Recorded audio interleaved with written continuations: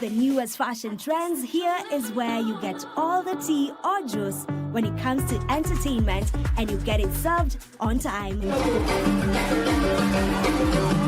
All that and so much more on Grapevine every single Monday only on KBC Channel 1. Remember, if you did not see it on Grapevine, then it most probably never happened.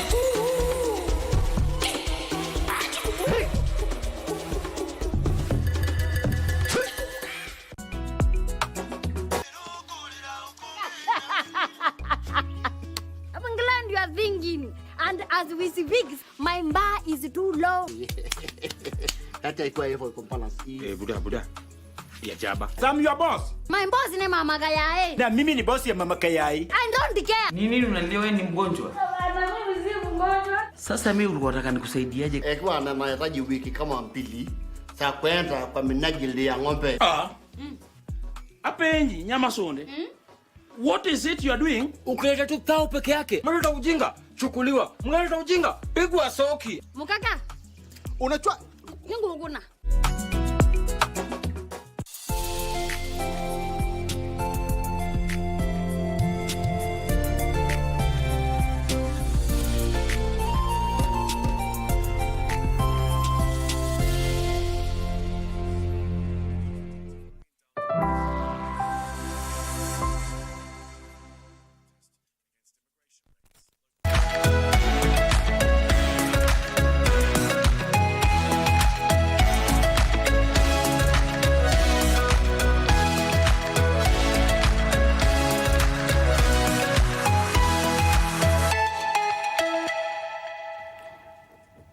When you hear that, it means that Good Morning Kenya is right on time on this beautiful day. It's Monday, the 9th of June, 2025. Welcome to the program. My name is Victor Olo. How are you doing? It has been a very long weekend. And of course, we're still expecting for more. We're still expecting for more. We are praying for more.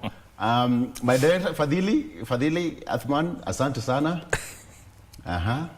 Send our greetings. Mari, did you enjoy the long weekend? I did. You did? I did. And when you say Fadhili asante sana, you know what I'm talking about? Yes, I know. we really appreciate you, Fadhili. Yes. And yes, Kenyans will have a lot of holidays, don't we, Mike? Oh, yes. Well, Kenyans do. I don't know why.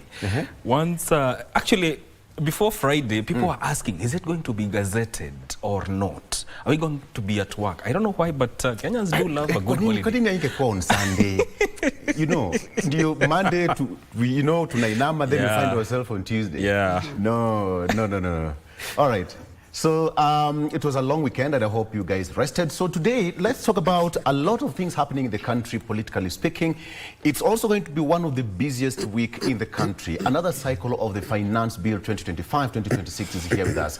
And it's going to be a busy moment for the country, for Parliament. Even you as Wanjiku, who is a taxpayer, we need to understand and unpack basically what is happening. But before that, let's talk about politics of intolerance, or is it? So I'll be joined by Reverend Dr. Samuel Kobia, who is the chairman of the Kenya's National Cohesion and Integration Commission, that is NCIC.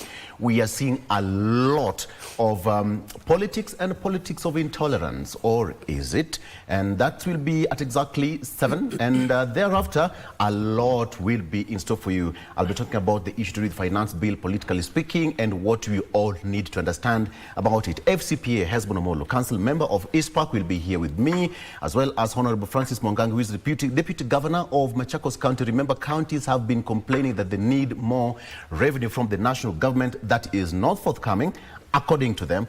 Kevin Osido, who is Executive Director of the County Governance Watch, will also be here. And finally, CPA Ronald Bossi, Group Managing Partner, Ronald LLP. Those four brains will be here at exactly 7:30 and be talking about matters politics, matters finance bill, etc., etc., etc. Why don't we meet until the end of the show? Mike, ichionade. Mtu anasemanga hivi maber. You've tried. Out of 10, I'll give you. I'll no. Okay. After the show. All right. After the show. All right. All right.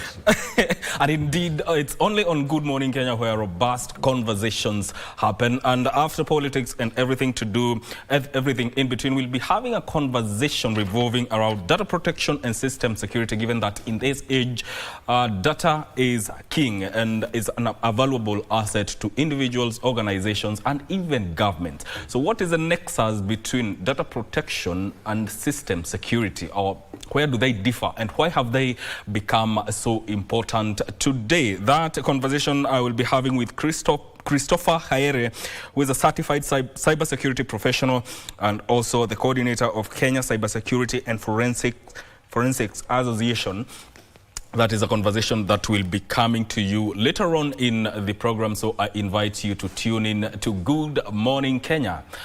Good morning, Marie. A very good morning to you, Mike, Victor, and of course to all of you joining us across the country. My name is Marie Yambo. A warm welcome to you. And in the headlines this morning, President William Ruto isn't holding back. He's brushing off his critics and making it clear that political noise won't distract him from his agenda.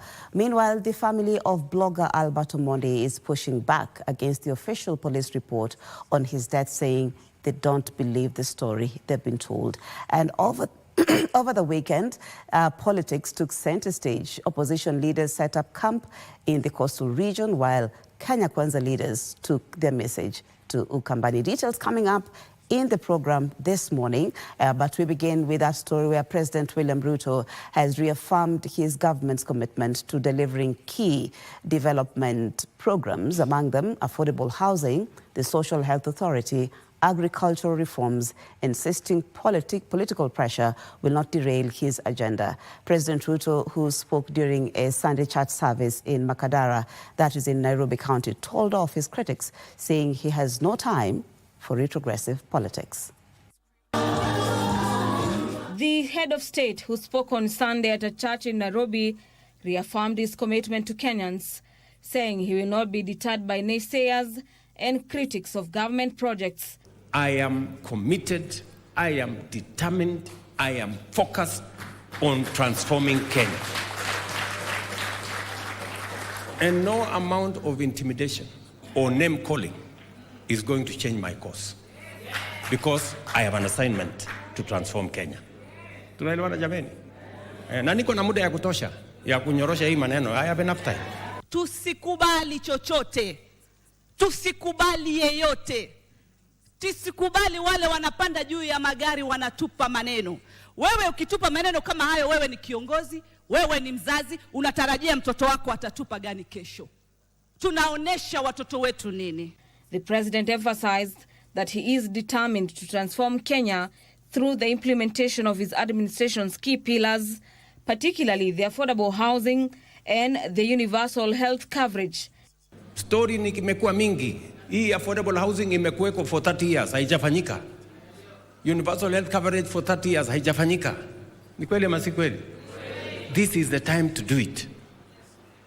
And I am the person to do it. Singojei mwingine. Sasa hii kelele wanapiga wanasema tujenge tu nyumba. Remember, affordable does not mean cheap. We're not creating vertical slums. We're creating a place where mtu pali yuko.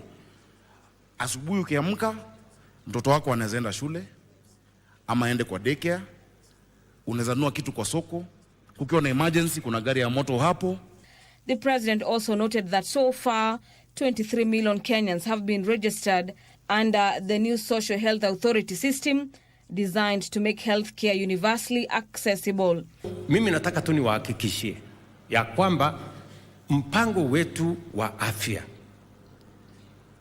itahakikisha ya kwamba hata yule mama mboga ambaye hajawahi kulipiwa na serikali ya Kenya, hajui bima ya afya ni nini, hata wao wataenda hospitali, watatibiwa, wataenda nyumbani, serikali ya Kenya kupitia kwa SHA italipa malipo yao ya matibabu.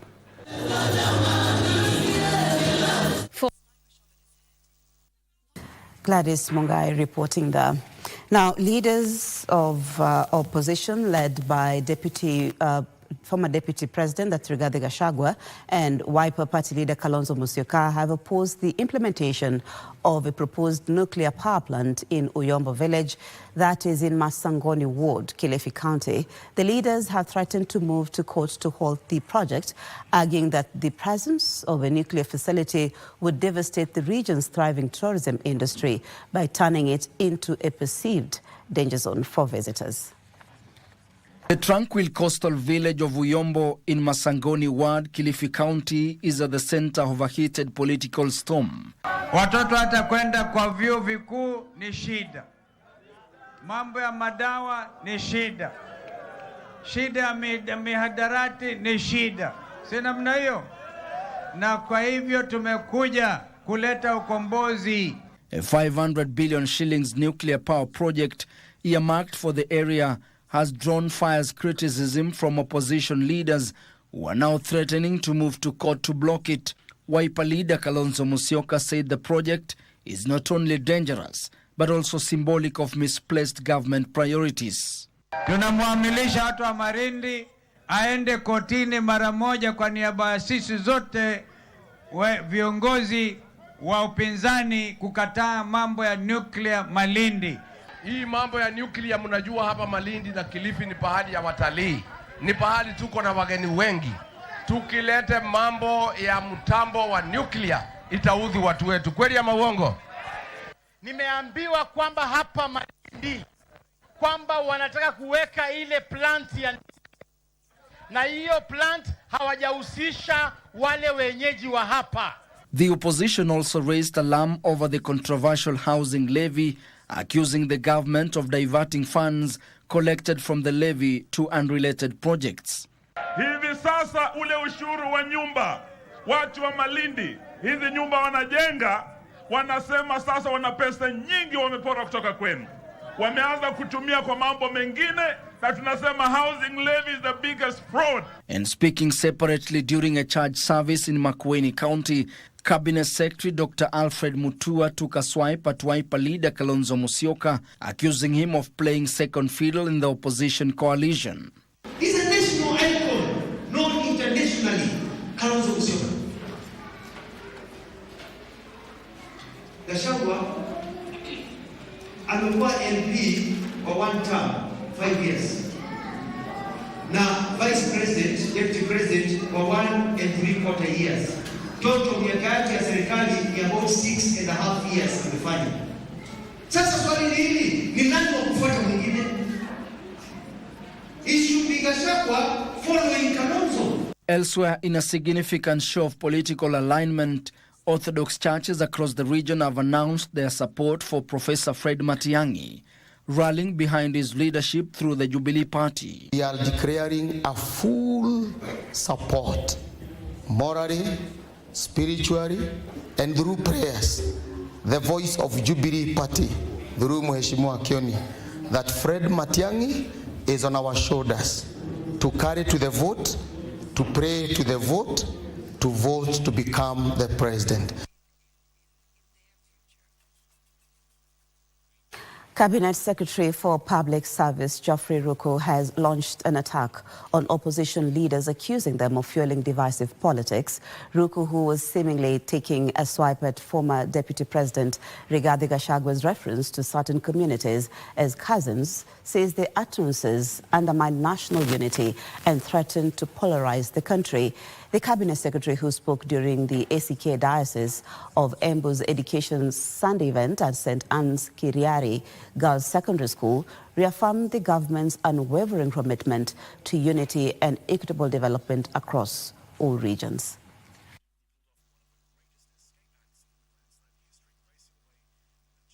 Wale ambao wanasemanga ni wa shares, wale sasa wanasema serikali ya Kenya ni ya relatives. We can't build a nation when we balkanize our communities with shares, with cousins, with regions. We can only build a nation when we work together. The government is making sure our primaries, our JEs, and the senior secondary schools have teachers. And remember, on top of the 70,000 teachers that the government has done, within a short of 2 years, September, we are also employing 24,000 teachers. Kuna propaganda ambayo imekuwa ikipigwa hadi kwamba pesa za exam hazijapatianwa. Mimi kama mbunge nataka niwaambie kwamba katika budget yetu ya taifa tumeweka hizo pesa na tumeweka hata pesa ya capitation.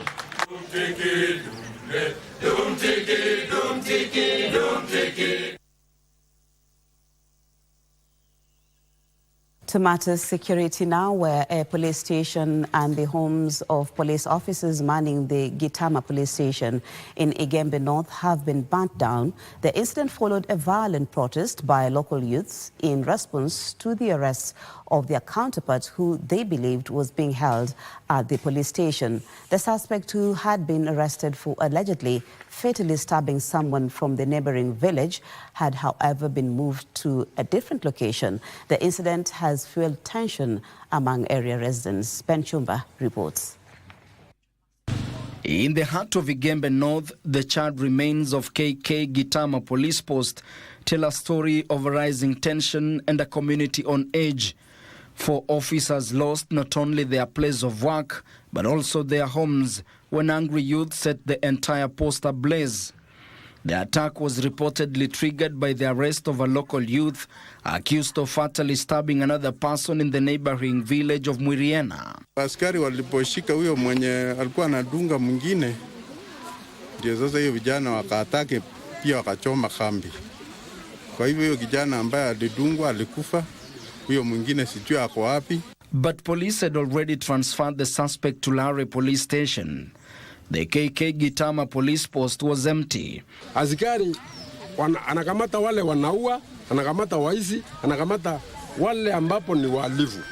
Na sasa kama tumesoma kambi, walivu wao wakija tutawafanya nini? The 4 police officers have been recalled to Lare, leaving the community without a local security presence.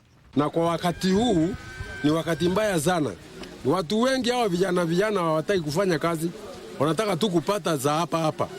Na hao kama si kambi tutapotea. As calm slowly returns, residents are pleading with local leaders to help rebuild the post and restore order. MP wetu wanatinje aingilie kati.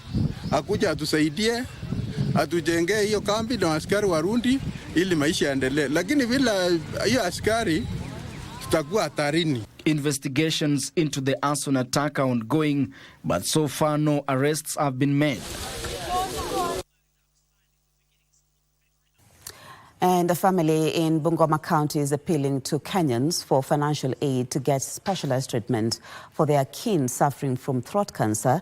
Jairus Juma has been battling throat cancer since December 2024. The family is seeking 2 million shillings for treatment abroad.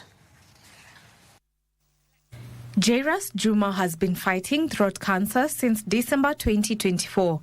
Initially, he had been treated for what doctors believed was an ulcer. Tumeenda kwa several hospitals, lakini walikuwa wanatuambia ni ulcers na ni acid imepanda. Sasa tumeendelea na hiyo jani, tukaenda several hospitals Bungoma, na tulikuwa tuna spend. Juu ukienda hapa unaambiwa ni acid, enda hii. However, when the pain persisted, the family visited Kakamega Referral Hospital, and through several tests, the doctors made the dreaded diagnosis that Jairus was suffering from stage 3 throat cancer. Sasa kukuja hapa Kakamega wakatuambia mzee akona cancer stage 3.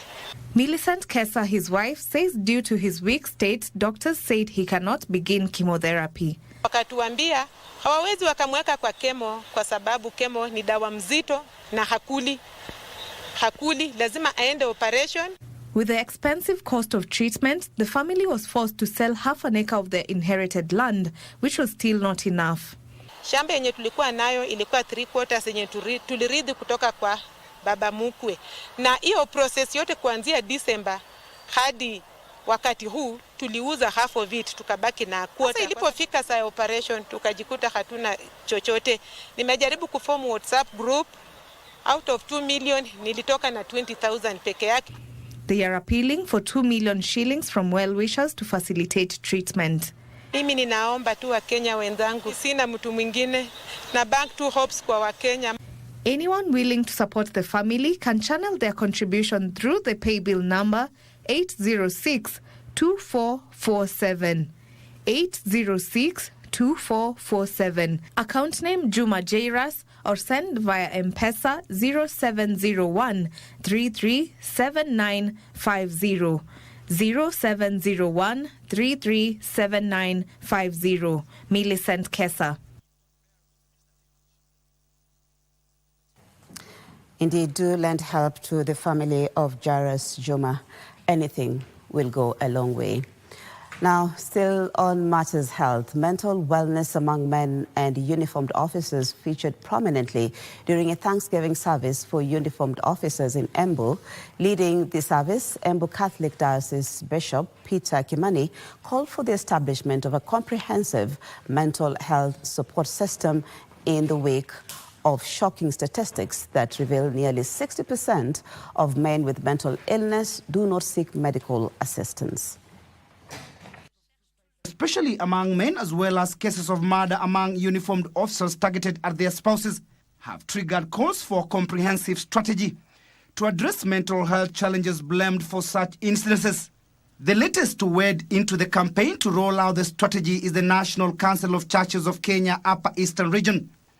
Cases of suicide are happening in all sectors, including those whom we think are settled, those whom we think are okay. In the security sector, from the military, the police, killings every now and then, killing their colleagues, others committing suicide. The council further advocated for the creation of mental health support systems in male-dominated spaces, such as churches, workplaces, and community centers. High rates of suicide and mental health challenges and the lack of support systems have led to confusion and frustration in society. It's a wake-up call that men are in need of having support systems in matters of mental health.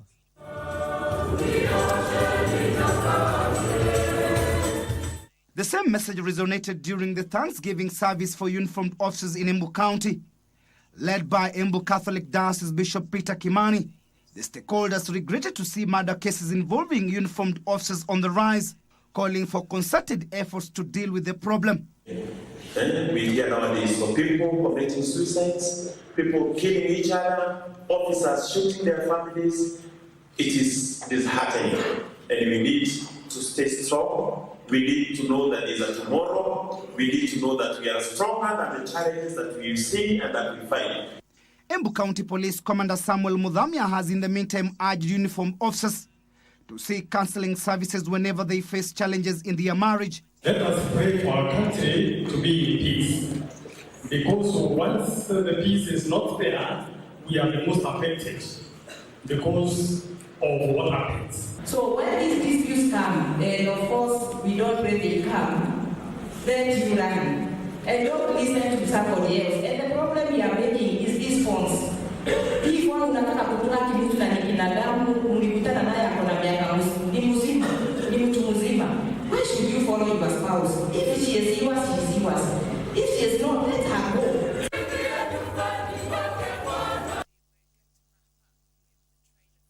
And one of the big takeaways from the Finance Bill 2025 is that the digital asset tax is set to be cut in half, while the rules around digital service tax agents could be scrapped entirely if the bill goes through as it is.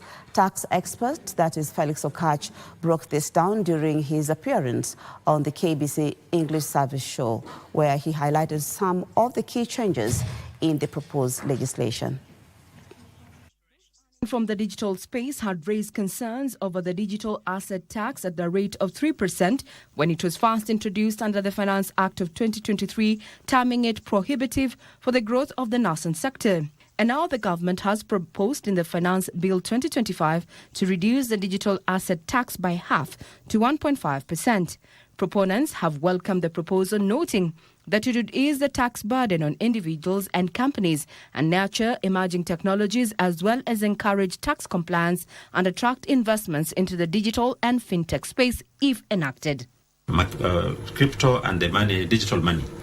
So those are changes coming in the marketplace. And it's important that the regulators be part and parcel of the change.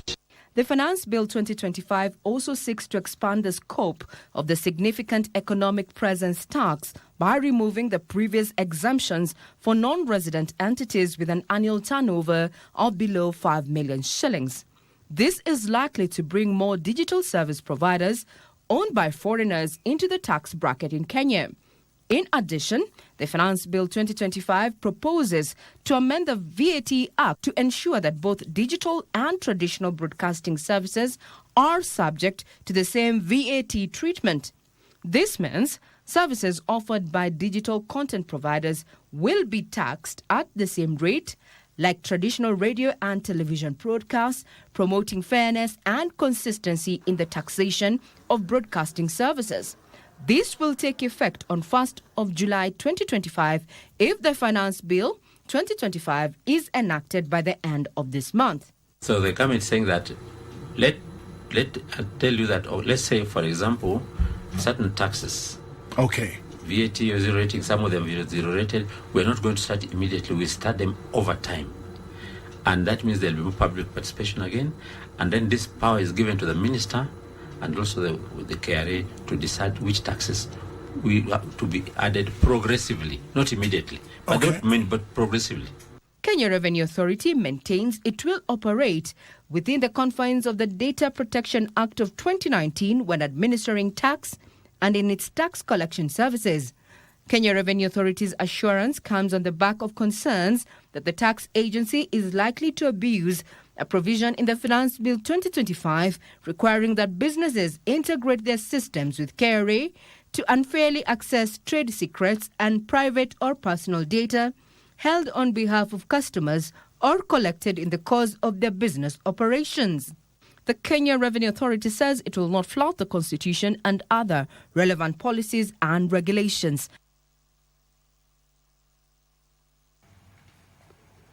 Of course, we'll be bringing you a comprehensive breakdown of the 2025-26 finance bill in this particular program and also in our subsequent bulletins as we look ahead to the 12th of June, where the finance bill will be tabled in Parliament.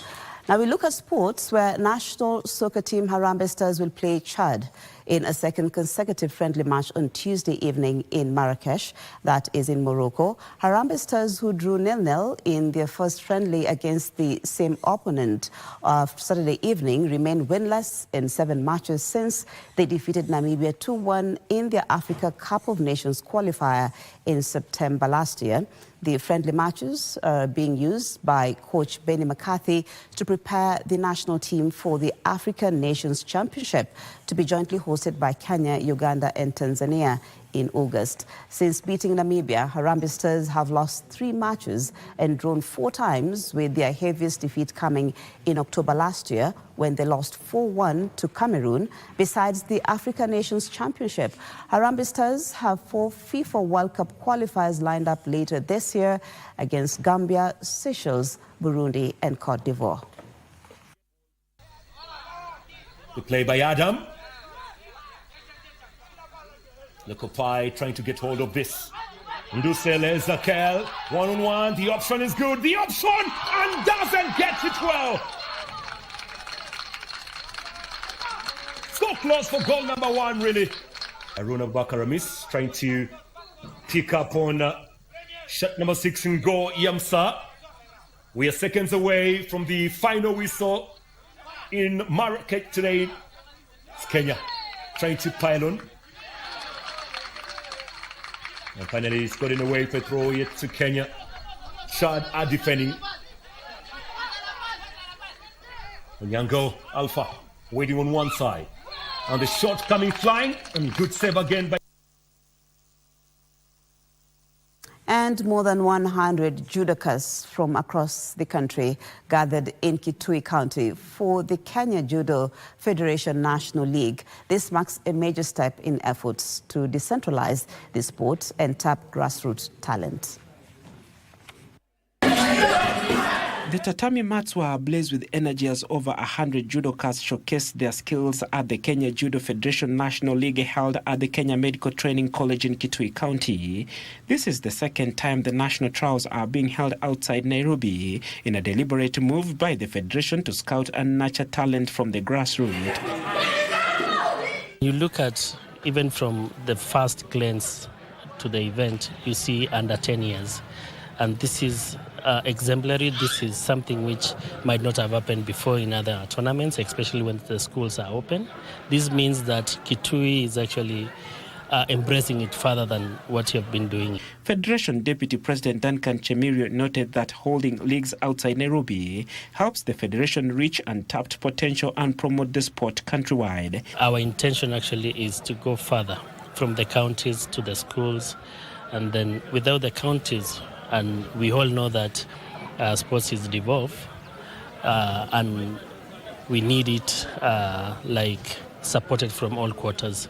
Duncan also praised local leadership for embracing judo and introducing the sport in schools, a move that aims to equip children with self-discipline and self-defense skills from an early age. We are promoting the Judo in Schools program, which is an initiative by the International Judo Federation.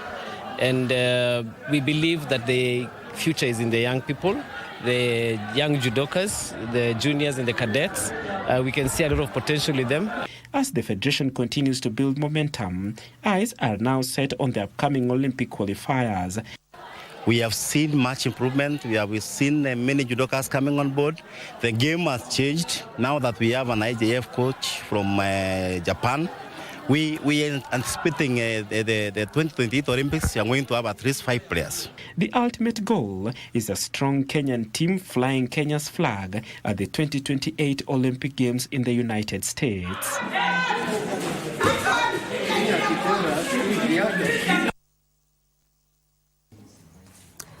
Well, and that story by Barclay Feather puts a cap on the news this morning. Thank you so much for your time. My name is Maria Yambo, and be sure to stay tuned for more news updates in the day. Right about now, we take a break, but my colleague, that is Victor Law, will be back with People and Politics, or Eye on Politics for that matter.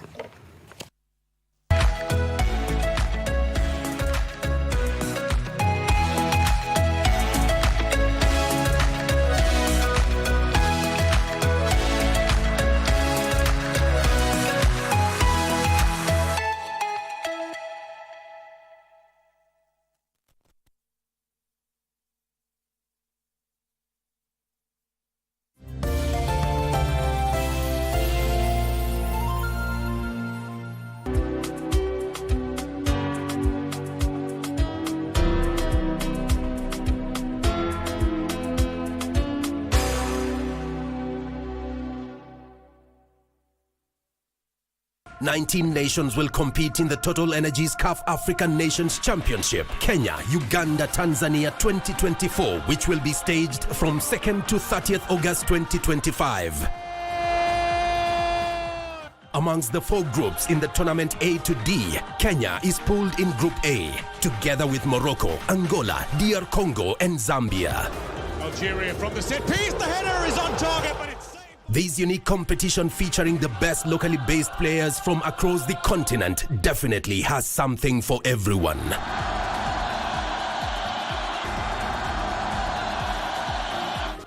Just bring your A game as you let it flow live and exclusive on KBC Channel 1, your true sports partner. In a world where news is ever changing, staying informed is more important than ever. Join us every week on News Check, your go-to show for the latest in current affairs, breaking news and in-depth analysis. A warm welcome to KBC News Check. From politics to global events, we bring you content that matter to you. We're not just speaking about the governance and how we want to see it, but want to actually participate. Get your facts, hear from the experts, and really understand what is happening around you. We need to change our system first. You have to do the impossible to make sure the message is home. Stay ahead, stay informed, stay engaged. Will these people, everybody agree? Just listen to me. Let's give him a chance to clear the air. Catch News Check every Tuesday and Wednesday from 10 a.m. to 12 noon. Only on KBC Channel 1.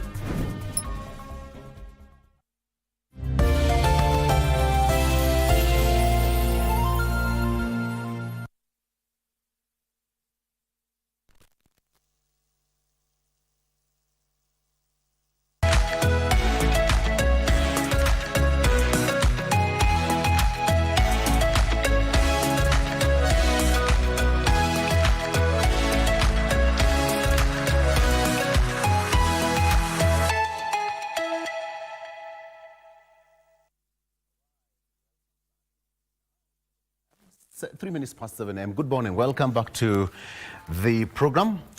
This is how we started, of course, being a Monday, a very good 9th day of June 2025. We are going to be talking so much, as I had promised. Reverend Dr. Samuel Kobia is in studio. We'll introduce him shortly. But right about now, let me take you through the front page of local dailies, even as you also prepare to go to work.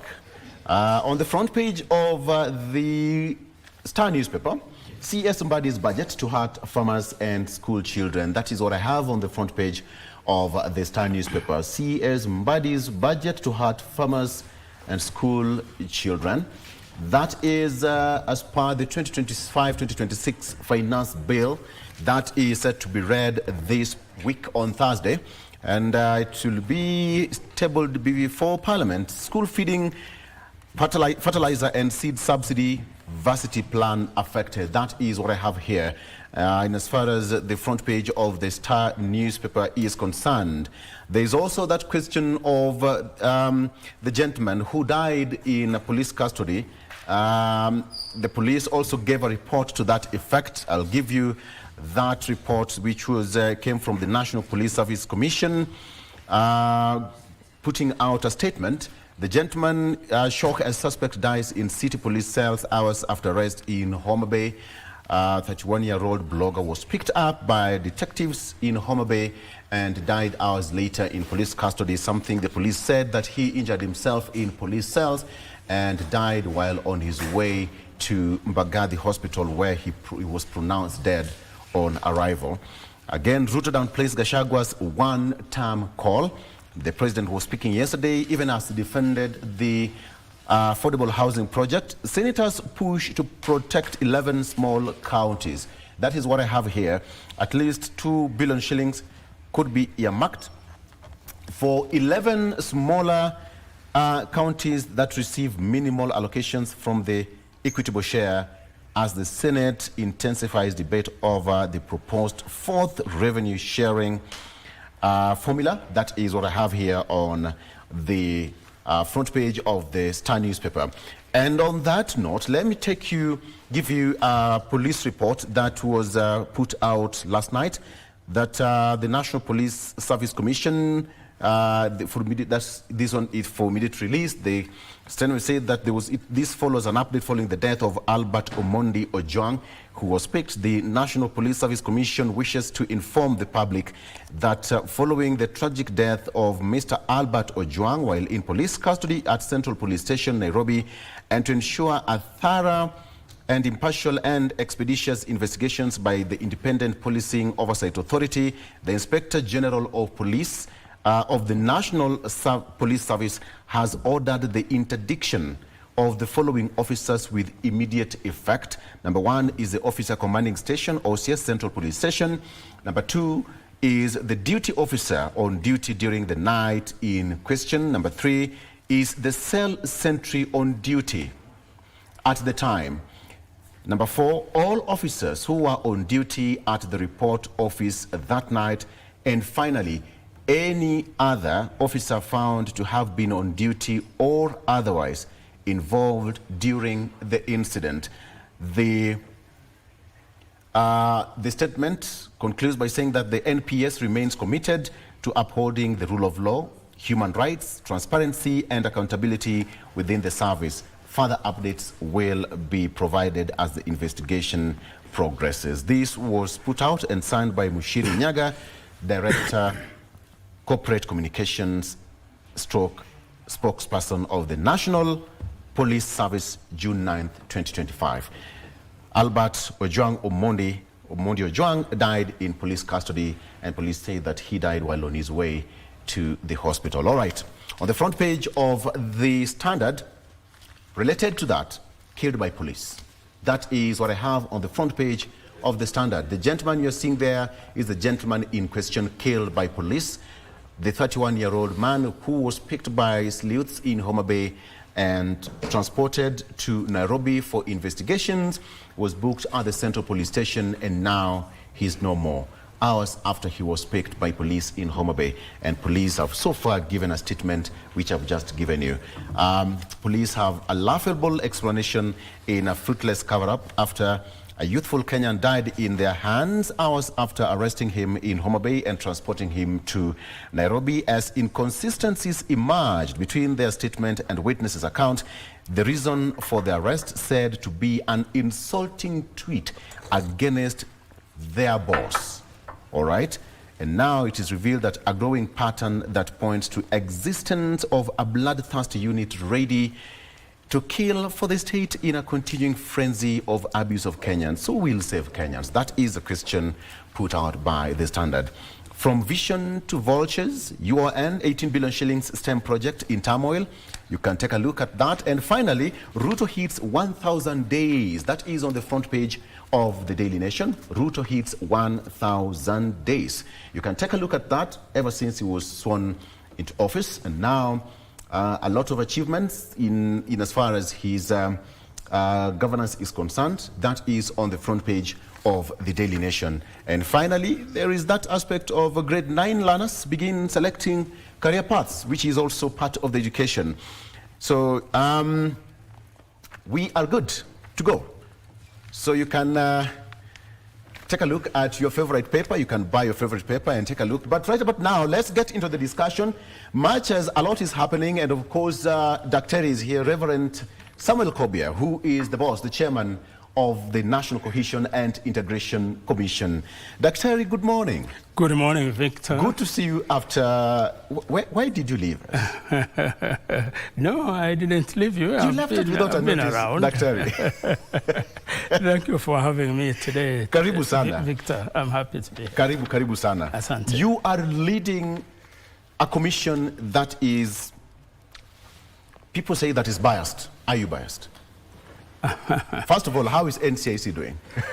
Well, I would say that NCIC is doing well. Right. And we are not biased at all. Are you sure? Yes. You know... convince us. When it comes to the opposition, they say that NCIC is biased in favor of the government. Yes. And there are many times that leaders in the opposition have come out and even tried really to discredit NCIC because they say it's on the side of government. On the other hand, you have on the side of government where again they say that NCIC is biased in favor of the opposition. And you have even heard as being discussed in the floor of, of one of the houses of parliament. Yes. And really saying that if they had power, they would disband the NCIC because NCIC is only attacking and summoning government people. So which of the two are right, is right? That really makes your work to which be... Which means that really we are not biased because if either side of the divide is saying that we are biased, then it means that we are not biased. For us, what we do is to deal with the Kenyans as Kenyans. A Kenyan individual who utters words or phrases that qualify to be hate speech. Yes. We don't care whether he's in government or he's on the other side. You deal with an individual. We deal with an individual as individual, and it's that individual who is accountable. Therefore, we don't ask whether is this on the side of the government or is this on the side of the opposition. Secondly, when we have those who are not in the government or in the opposition, and we have had some of these like artists, whether it's a song or a poem, then also we deal with them as individual Kenyans who have broken the law. So that's really what I would say, that we are not biased at all. Yes. It seems your office is quite busy right now, Dr. because we are in that period again where a lot of, you'll be sending a lot of detectives out there and truth meters to gauge who is speaking the truth and who is speaking the hate speech. Your office must be so busy at this point. Yes. It is very busy, in fact, at this point, as you say, because, and it is in the newspapers as well, that politicians have started early campaigns. And when it comes to campaigns, that's when some politicians spew out really what I would call very unfortunate statements to be said by people of their caliber. Yes. And therefore, we are very busy. We have to monitor very closely how these campaigns are going, and we have to send our people to monitor and to follow through. And we don't have that many people, so it's not very easy. Yeah. Secondly, as now we have quite a number of people who we have summoned. Once we summon people, we have to do investigations. Yes. And those investigations are done by, staff, many of whom are seconded to us by DCI because they are professional investigators. And in fact, let me say that when I looked last week, as I was preparing for this show, how many people we have on our list, it was interesting that we have more on the side of government than on the side of the people that you've summoned. There's people that we have summoned. Okay. So we are busy. Do you have the number? I don't have the exact numbers here, but I would say I looked at, we had about 12 on the side of government and 10 on the side of opposition. Okay. Yes. Somebody would ask that the prosecution bit of it, how many have you successfully carried out, even in the past? Victor, when it comes to prosecution, NCIC is not involved at all. Our work starts when we identify those individuals that we summon. Once we summon them, they make statements, then we do investigations. When we do investigations, we analyze the information we have. If we are convinced that we have solid cases, then we hand over to the DPP. The DPP is the one who goes to court, and therefore it's between the DPP and the magistrates and the judges. But let me say that it hasn't been easy because when I took over this office more than 5 years ago now, I inherited cases from my predecessor, Speaker Hole Kaparo, who had also inherited some from his predecessor. Yes. So they take years. But when we came in, there's one thing that we did that has sped up the cases.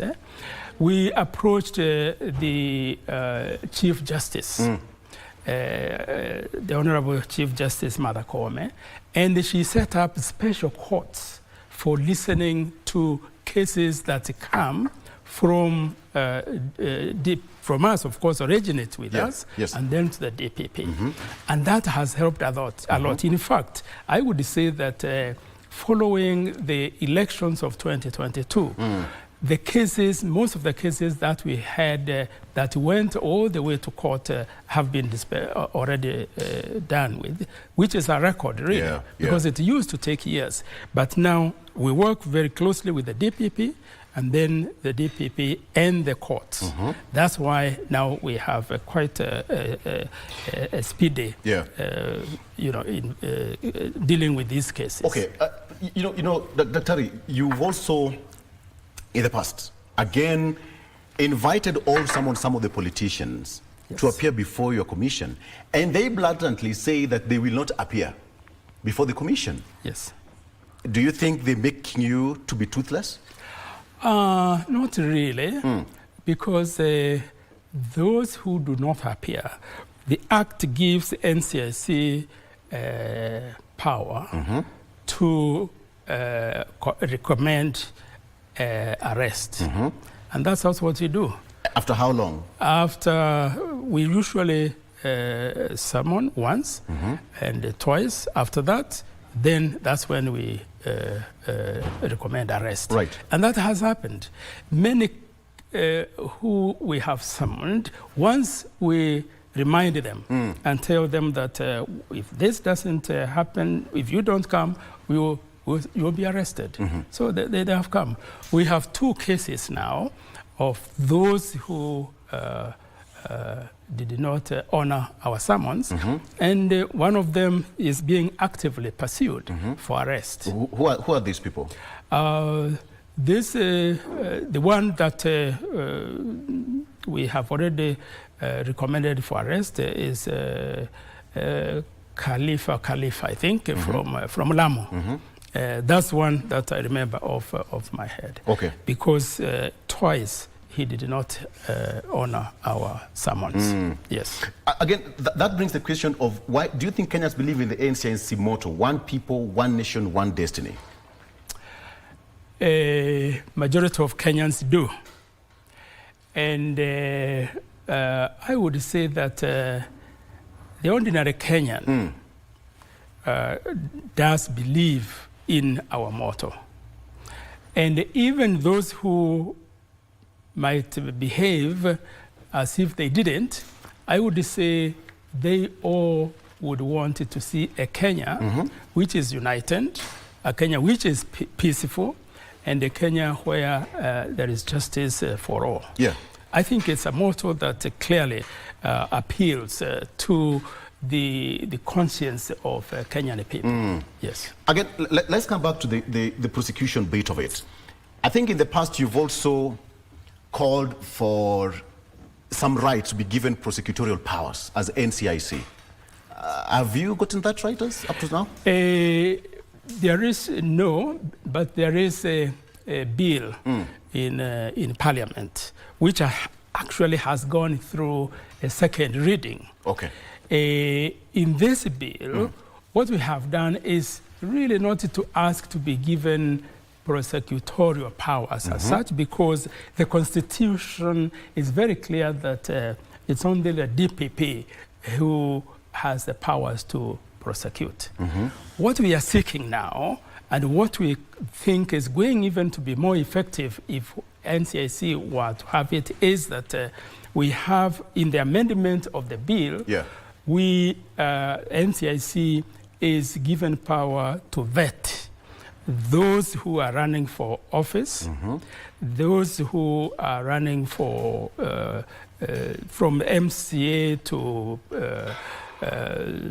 MPs, to Senate, to all the way to the president. If we were to have those powers of vetting, to say that one would have to be cleared by NCIC before they can be allowed to run, or even to be appointed to national But don't you think that should be clashing with the role of IBC, who is supposed to be vetting, or even the detectives who are supposed to be vetting the credentials, and the background of a particular candidate? No, it will be a division of labor. Okay. Because you have EACC, which using Chapter 6 basically is allowed to vet people. Then you have IEBC, which deals with those who have violated the election, provisions. Now, in this case, we'll have NCIC vetting those that have been summoned because of hate speech or incitement to violence or discrimination on the basis of race or tribe or religion. So it's a different, and the DCI also vets those who have been, charged with the criminal offenses. So it's really a question of division of labor. So it will not conflict at all with the IEBC or with the EACC. Right. Doctor, I remember 4 years ago when we were on this same set, you said that your commission would do things differently. 4 years later, we are still here, Dr. We thank God we've met again. What have you done so differently? What are you doing differently to make Kenya a good place for all of us? I would say that what we have done differently is to strengthen and deepen our civic education, public education, helping Kenyans to appreciate the NCIC mandate, which is to help Kenyans not to discriminate on the basis, as I said, of race or ethnicity or religion. That's one. Secondly, we have engaged Kenyans very much, and this was on the run-up to the elections in 2022. You would remember, and at that time, as you say, when I was here, was actually the time we had started the roadmap to elections bila norma. And this was welcomed by Kenyans, and since then we have created spaces and platforms that we are able to engage Kenyans of all stations and of all generations in terms of helping Kenya to be more peaceful and cohesive. So that's something we have done differently.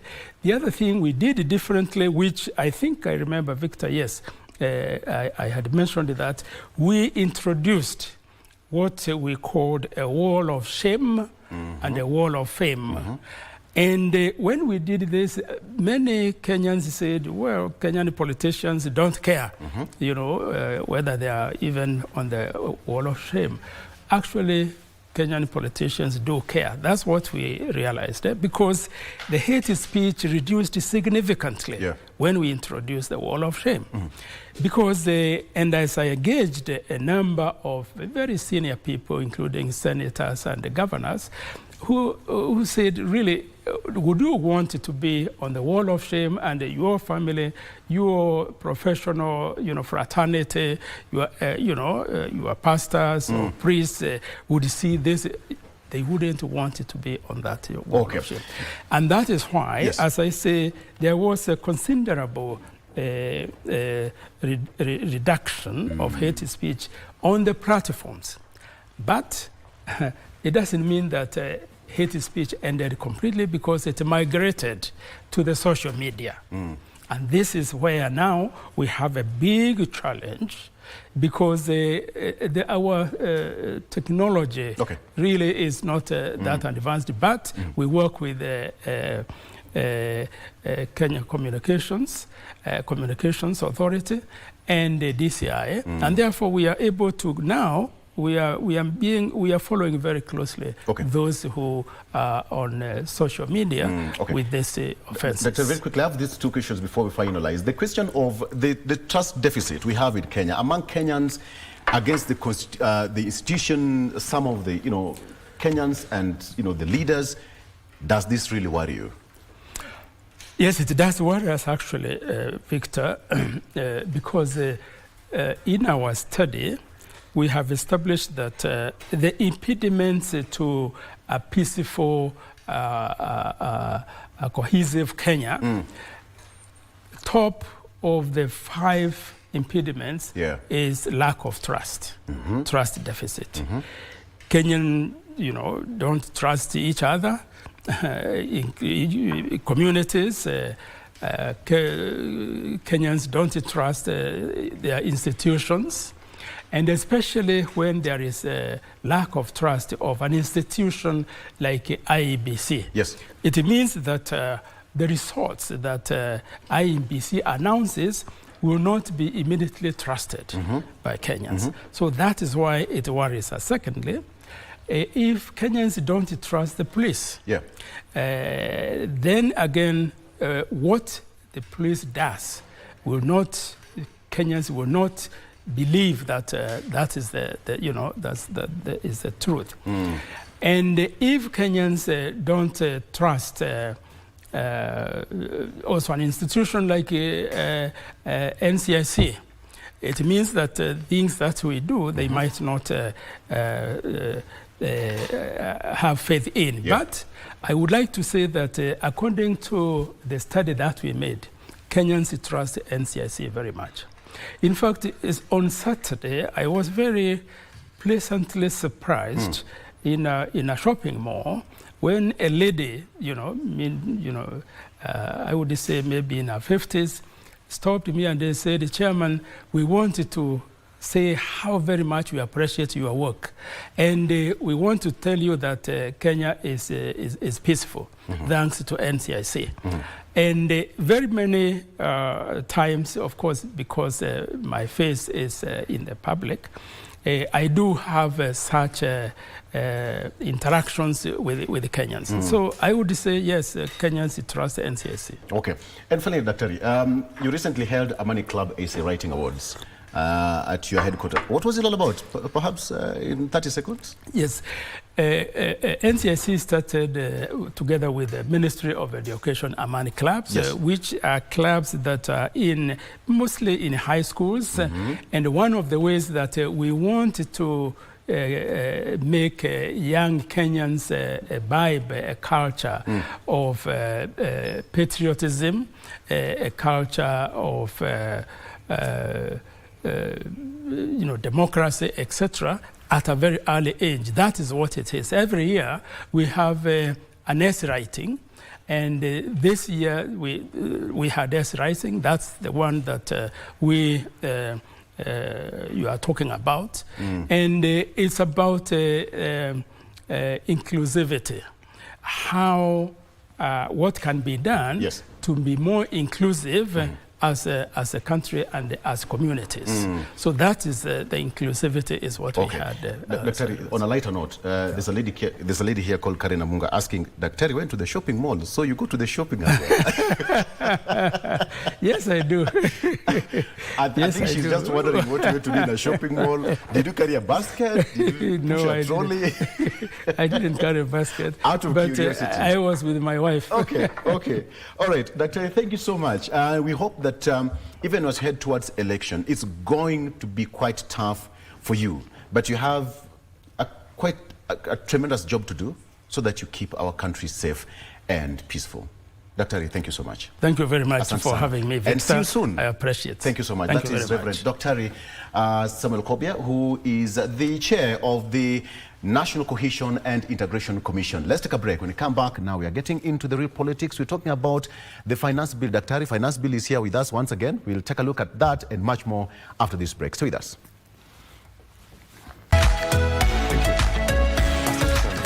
Thank you.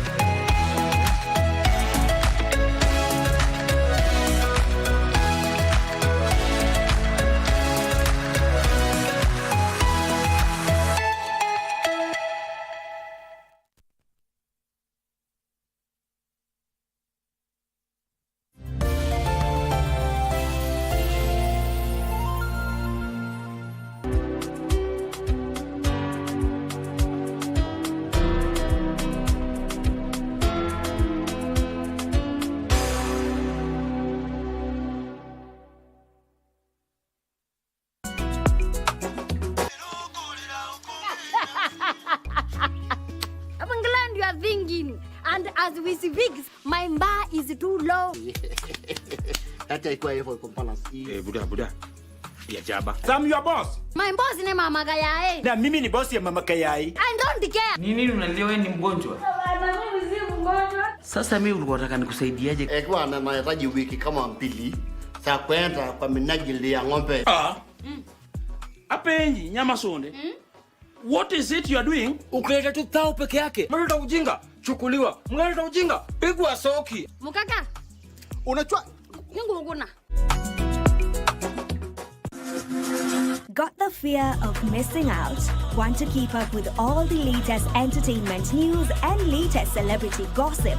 From the latest rumors to popping events to the newest fashion trends, here is where you get all the tea or juice when it comes to entertainment, and you get it served on time. All that and so much more on Grapevine every single Monday only on KBC Channel 1. Remember, if you did not see it on Grapevine, then it most probably never happened.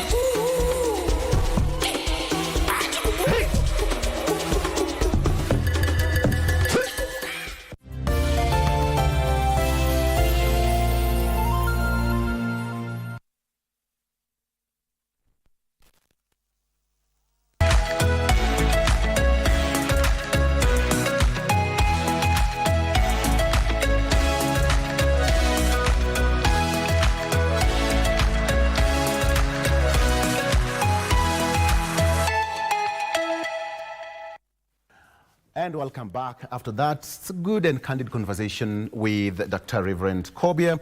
Now, let's talk about the global platform for disaster risk reduction, that is GP 2025, brought together global leaders and policymakers. Financial solutions in disaster management initiatives were also among the key issues topping the agenda at this high-level multi-stakeholder event held in Geneva in Switzerland, in a bid to forge a path forward for a more disaster-resilient world. Now, here are some of the highlights as compiled by our producer Bernard Timbe, who is currently attending the summit in Geneva, Switzerland. Take a look.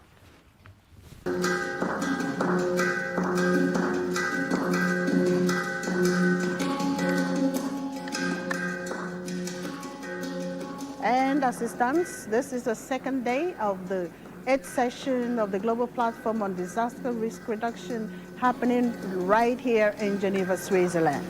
And of course, the case of Africa was mentioned in the just concluded opening ceremony of the World Resilience Recovery Conference, where a representative from Africa, the Vice President of Zambia, highlighted some of the issues that are peculiar with the Africa as a region. I'm Vice President from Zambia, Mutalena Lumango, coming to attend this global platform conference, which includes what we have just seen opened. Recovery has a lot. It is a package. I think, having listened to the opening remarks, it's a package. But for Africa, I think what we must look at is to realize that climate change issues and the other disasters will not go away. So what is the way forward? So the session was to look at issues of funding in terms of early warning systems in communities. And basically, I was focused on civil society assessing funding to be able to set up effective early warning systems in communities. Whether we look at infrastructure, it is preparedness. When we look at the economy, it is preparedness, because these disasters are not only affecting physical infrastructure, they are affecting livelihoods, they are affecting businesses. So there is a need for collaboration between governments, private sector, come together and ensure that we are prepared before the disasters strike. Africa, prepare. And therefore, it calls for prioritizing in our budgeting systems. We have to prioritize the issues of building back better. Community commitment were some of the challenges they looked at, and also the solutions on how to address of all of these issues by having the diverse funding opportunities, and also donor organizations focusing their support of their programs around early warning systems, and then also governments improving on their budget and also improve on their policies and also political will, and then also training, capacity building for civil society organizations. Africa is a signatory to the Sendai framework, and we have about 5 years more to go. 5 years is enough for Africa as a region to look at how far so far with the Sendai framework. Where are we? You know, what are the challenges? What are we missing? How do we meet up the speed before the end of 5 years? Yes, so we need to further the discussion.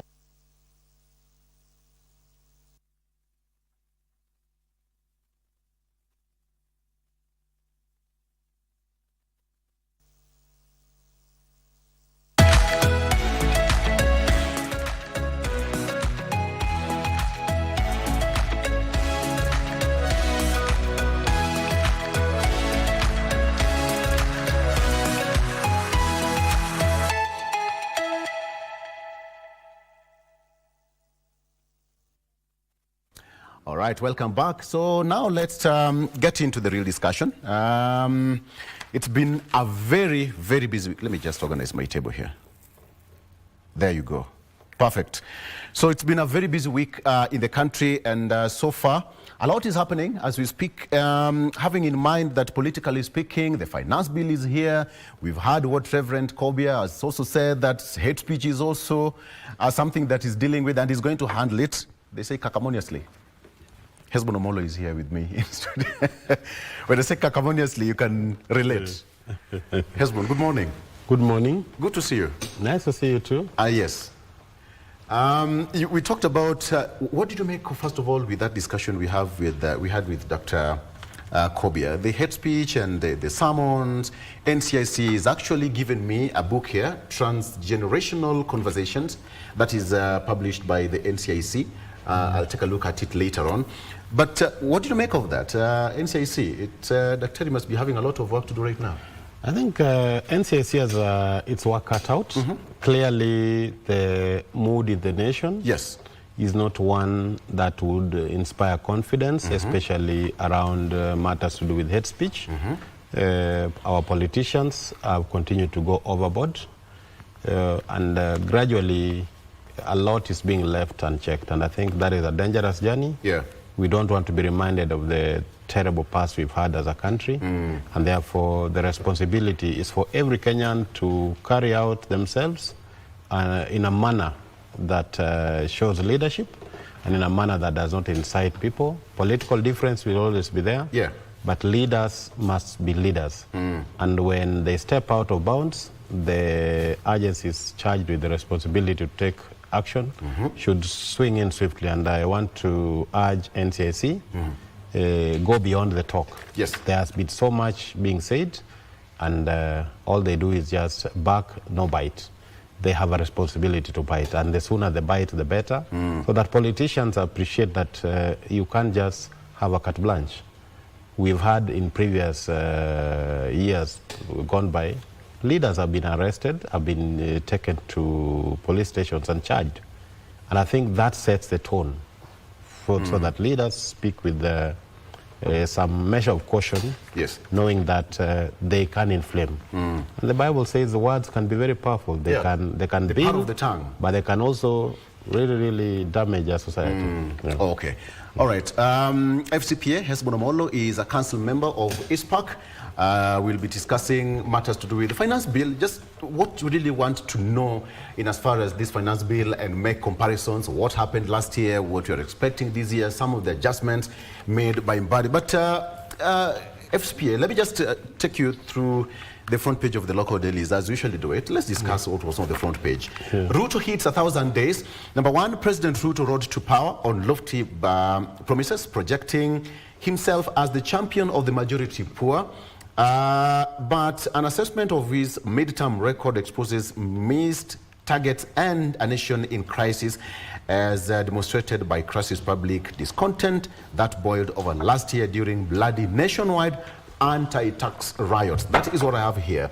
So half-term mark presents an opportunity to assess president's performance ahead of 2027 general election.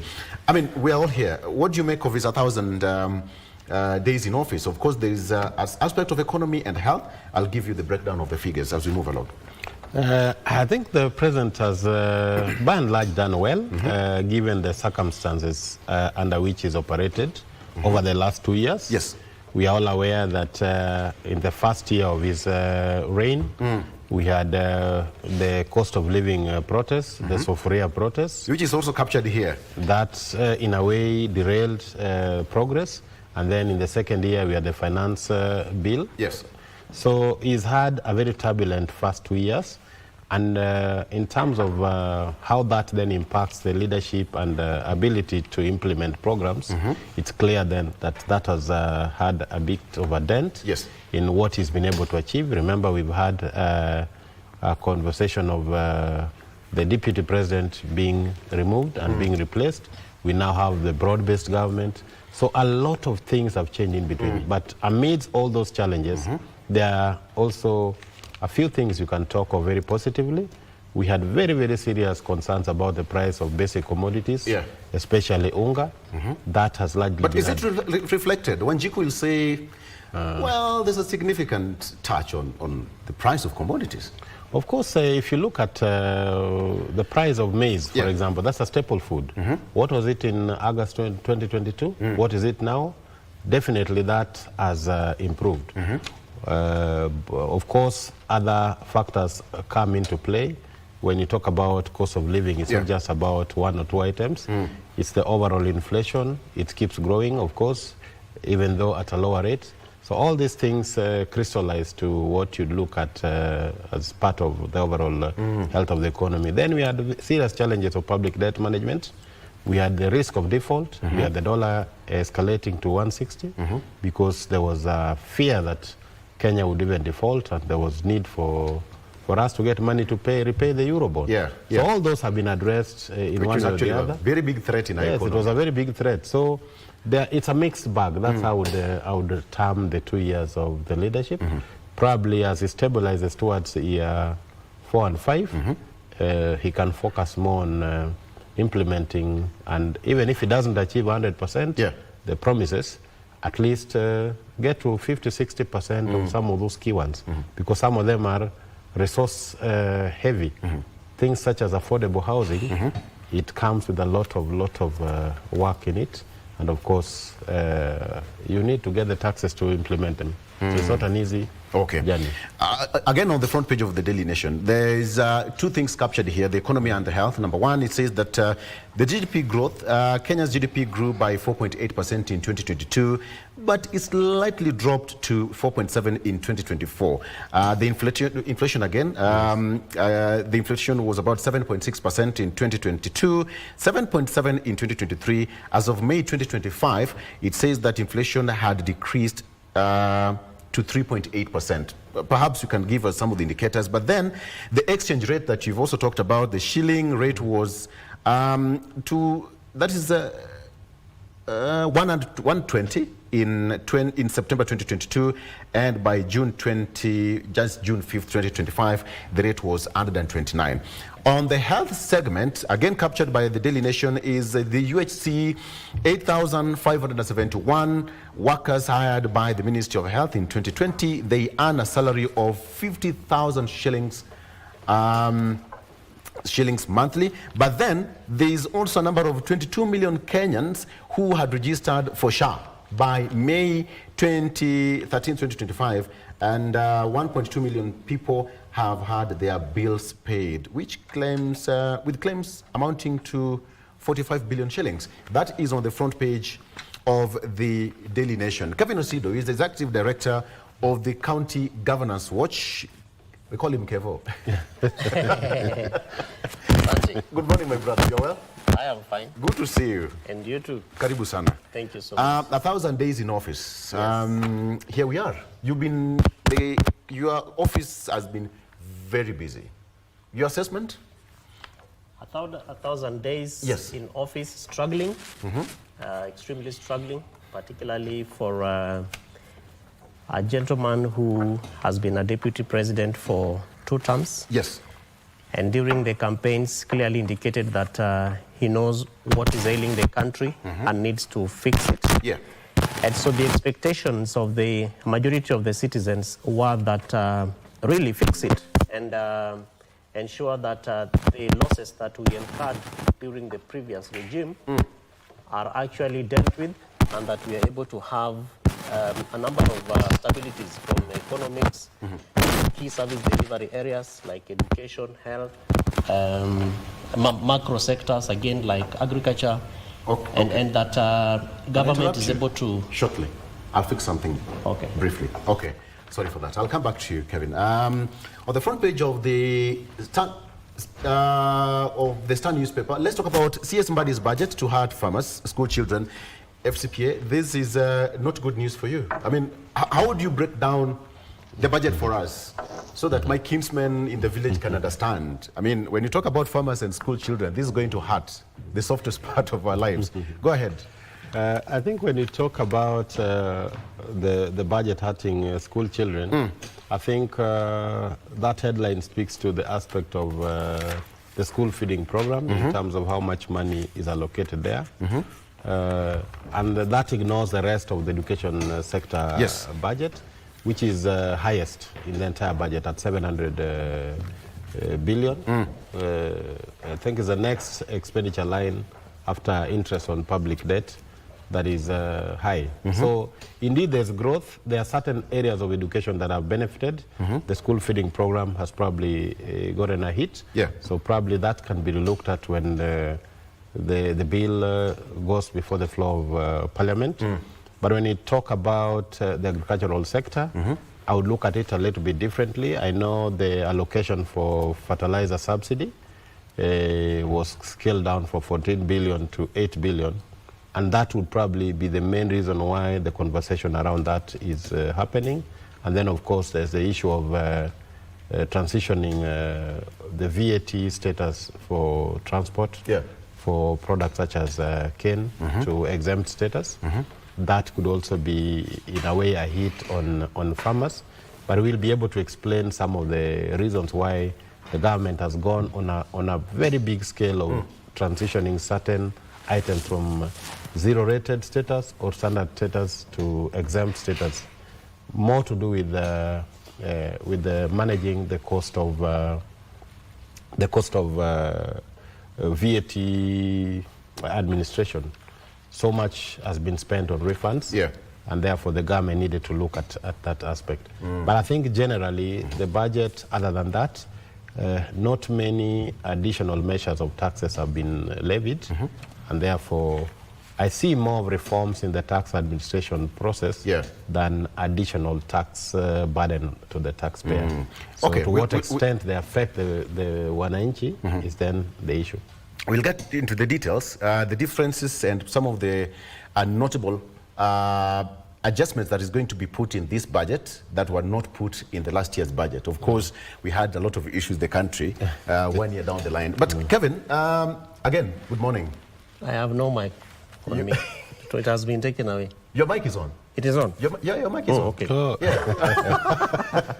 Your mic is on. All right. So 1,000 days, for the sake of fairness, 1,000 days is 1 minute. I know you're a good man and you'll try.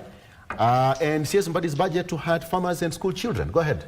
So the president is aiming at fixing a number of challenges that are denting his performance. And I believe that from a political angle, he is really to fix,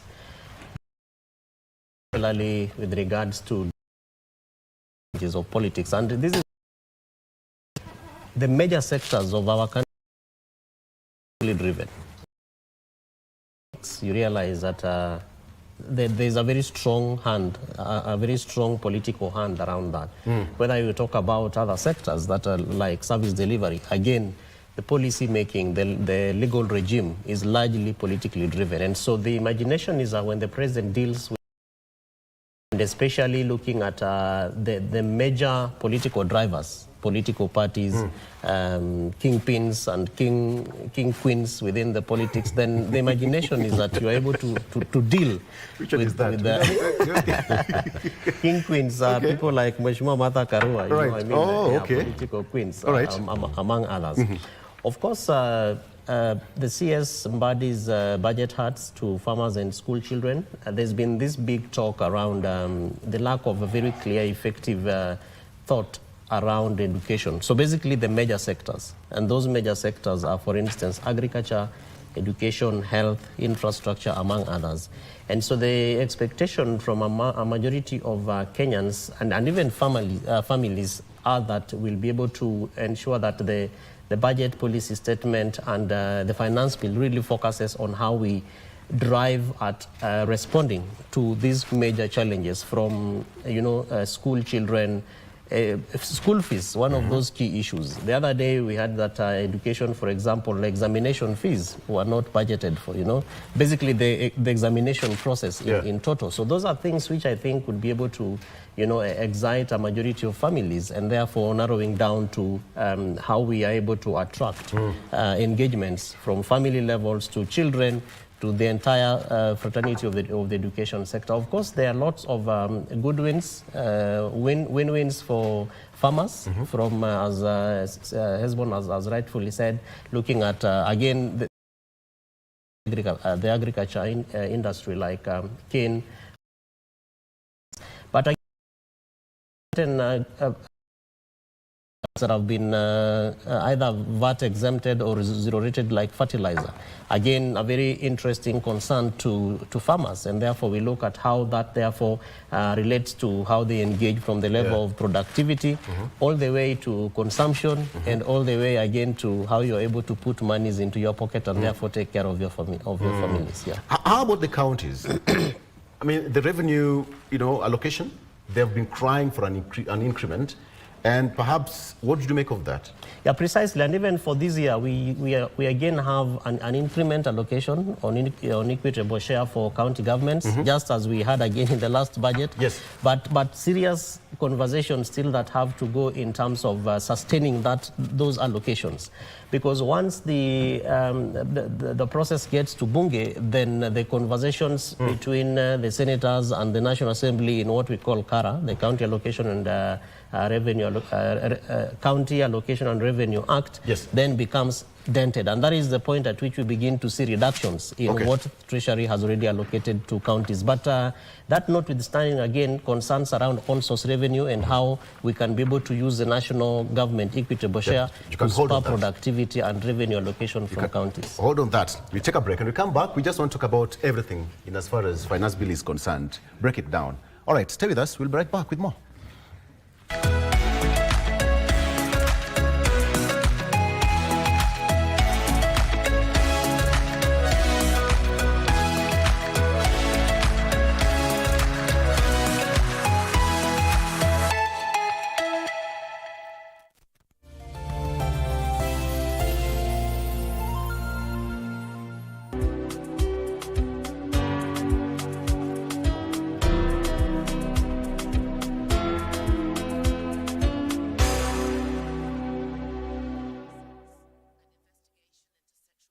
19 nations will compete in the Total Energies CAF African Nations Championship, Kenya, Uganda, Tanzania 2024, which will be staged from 2nd to 30th August 2025.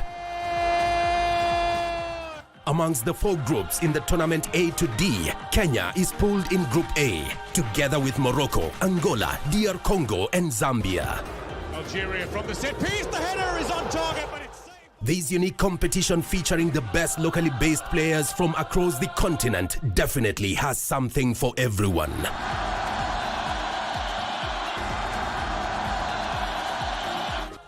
Just bring your A game as you let it flow live and exclusive on KBC Channel 1, your true sports partner. In a world where news is ever changing, staying informed is more important than ever. Join us every week on News Check, your go-to show for the latest in current affairs, breaking news and in-depth analysis. A warm welcome to KBC News Check. From politics to global events, we bring you content that matter to you. We're not just speaking about the governance and how we want to see it, but want to actually participate. Get your facts, hear from the experts, and really understand what is happening around you. We need to change our system first. You have to do the impossible to make sure the message is home. Stay ahead, stay informed, stay engaged. Will these people, everybody agree? Just listen to me. Let's give him a chance to clear the air. Catch News Check every Tuesday and Wednesday from 10 a.m. to 12 noon. Only on KBC Channel 1.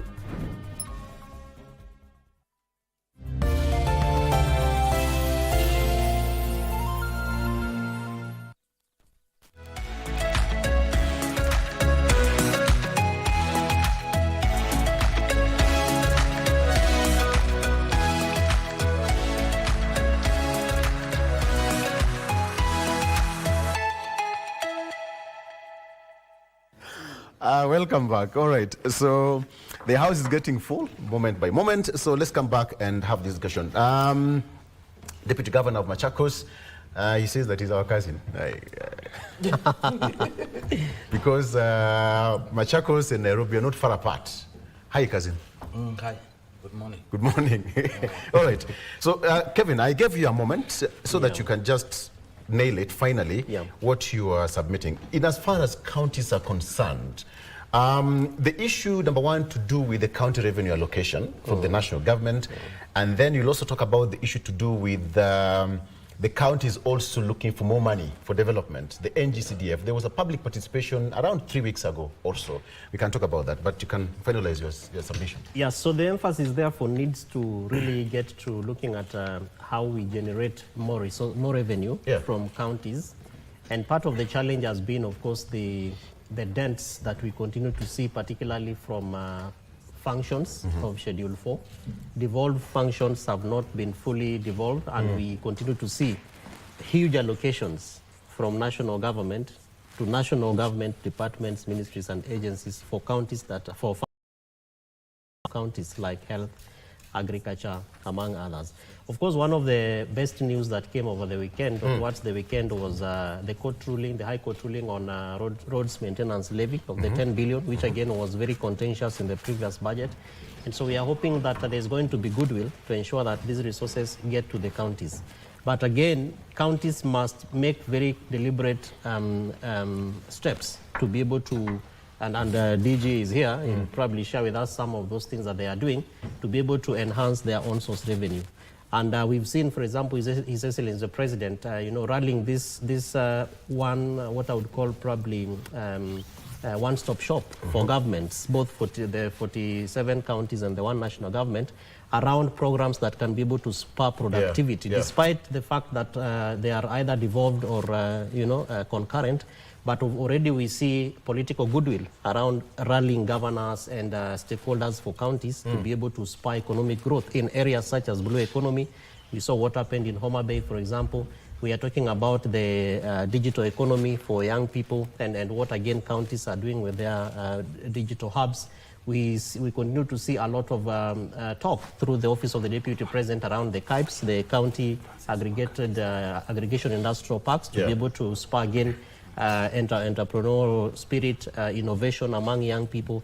And so all these things, despite being devolved, but we see a lot of strong narratives and a very strong hand of the national government partnering. I assume it's a partnership between county governments to be able to engage in this process. And of course, finally, is even affordable housing, which is also largely devolved. But you see a very huge engagement of national government. And so we are hoping that these are being done to be able to ensure that there is a space that is carved around productivity, about employment creation, which is not very clearly indicated, particularly in this particular budget, in terms of efforts that are being put to be able to create employment for young people. Remember that in the last budget, the youth were very clear around what they want, our asks, our wins for this particular budget. And we've not seen a very clear intentional engagement of course, National Treasury and stakeholders to be able to show us how these jobs are being created. And so I imagine that the President's goodwill around dealing with the politics and driving this one-stop shop for governments will be able to also help us rather open our eyes to see how we can be able to spur economic growth from employment creation and therefore investing more in macro sectors like agriculture, among others. All right. DG, what do you really need to understand about this coming budget? First of all, you had a very busy weekend in the county. We'll talk about that later on. But what do you really need to understand about this coming budget, and as far as even the county's development is concerned? Thank you for inviting me. Yeah. What I want to say basically is anything that is proposed, it is incumbent of Kenyans to know it is going to come from them. The rest can only be borrowed or a grant from somewhere. And with the war, with the various wars and instabilities, fragiles around the world, the issue of grants might not be that forthcoming. So it leaves us with two options. So one, we raise funds from the citizens, or we borrow from various sources. We have a role as per the two levels of government. In counties, you are talking about own source revenue. At national level, it still remains the two or three options. From what basically I've seen is there are two things I can comment on. One is I think slowly from where I sit, we are reducing counties to just entities which exist in the constitution. And we are seeing national government almost slowly taking over all those functions that are supposed to be done or undertaken by the counties. Now, you have asked another question, or the question of what counties are doing as far as this budget. But before I go there, you'll see there are so many areas that have been affected by the proposal, because what is before us now is a proposal to the parliament. When you talk of food security, what are the incentives are we putting in place to ensure our farmers are producing to sell internally, to feed themselves, and even make something out of it? When you reduce monies for subsidies, for fertilizers, for supply of seeds, you are not really addressing that challenge. Instead, you are increasing food insecurity. Issue of education.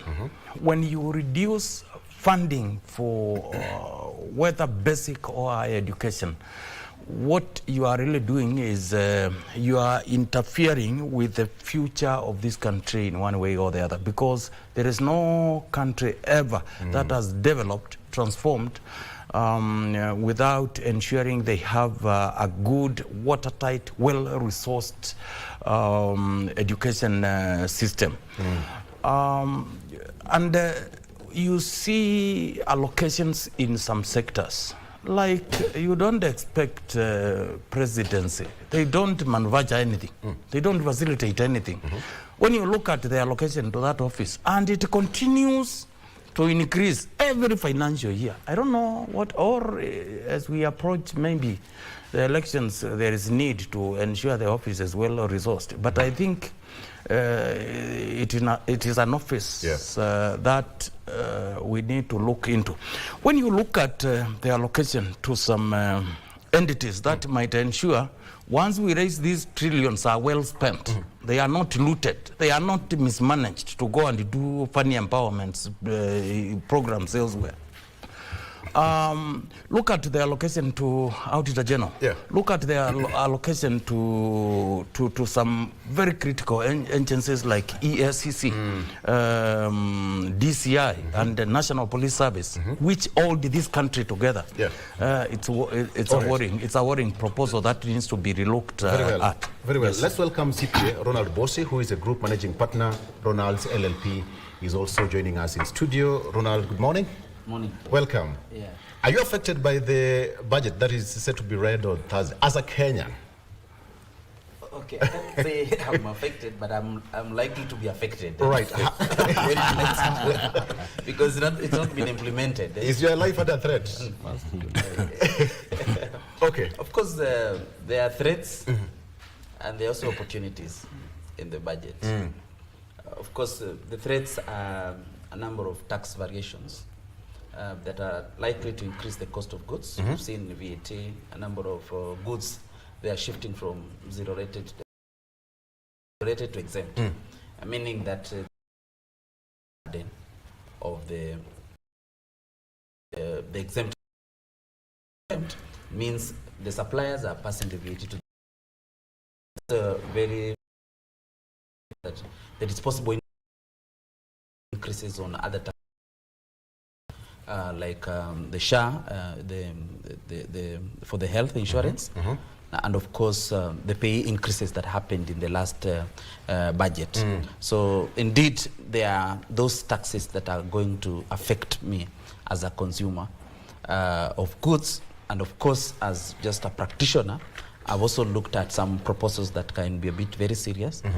For instance, when the government is saying that when you have a matter that is, you have appealed to the High Court, and then you are supposed to, KRA is supposed to issue an urgency notice in order to collect those funds before the matters are being decided at the High Court, which is also very serious and is going to affect the taxpayers very seriously. And there are some other things that I feel are going to affect taxpayers, and even for me as a business person, is also the issue of tax losses.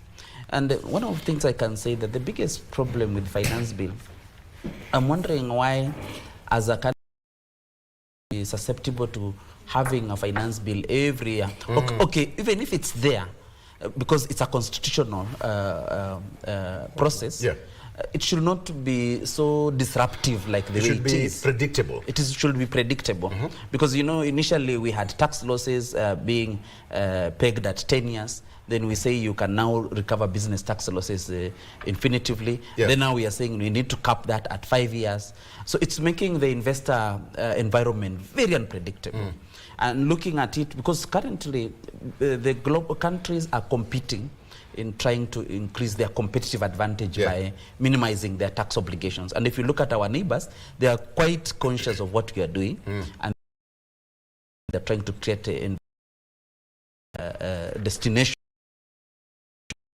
But then if you are making losses, you can only recover them within 5 years. What about if you have made some of them, the return on investment is more than 10 years? And sometimes I wonder whether most of our policymakers are really in business and understand sometimes when you make huge capital investment, especially for manufacturing, if you want to serve the regions, it will take more than 5 years to recover your cost of investment. But we are saying if you don't recover within 5 years, you pay tax whether you've not recovered or you've recovered. How does this hit Wanjiku directly? Because I'm trying to imagine, if the business environment is quite hostile, then Wanjiku is going to suffer at the end of the day. Of course. Yeah, it's going to affect Wanjiku because if there are no companies establishing here, then there are no jobs. Then people will be all over on the streets the way we are seeing Gen Z try to, because they don't have jobs. It's going to increase more pressure to the government. And you cannot try to say, you know, the way we are saying, like you're creating jobs for the youth. Is government going to employ? Possible. It might not be possible. You have to actually the private sector to employ more. You don't have to.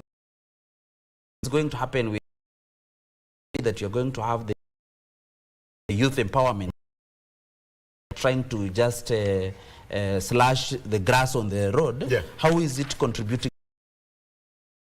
you know, and all that. So can we try to empower the private sector so that we can create credible employment, and then make sure that there is no much idle youth who will come in as Gen Z to push the government through activism activities. Great. Husband, is there anything that I call Wanjiku, because at the end of the day, Wanjiku is the one who is going to pay the taxes and get the return of the taxes. We need to know. We need to know 2025-2026 layman's language. Something that is so different. At home, okay, fine. This is what people are looking at. Sugar.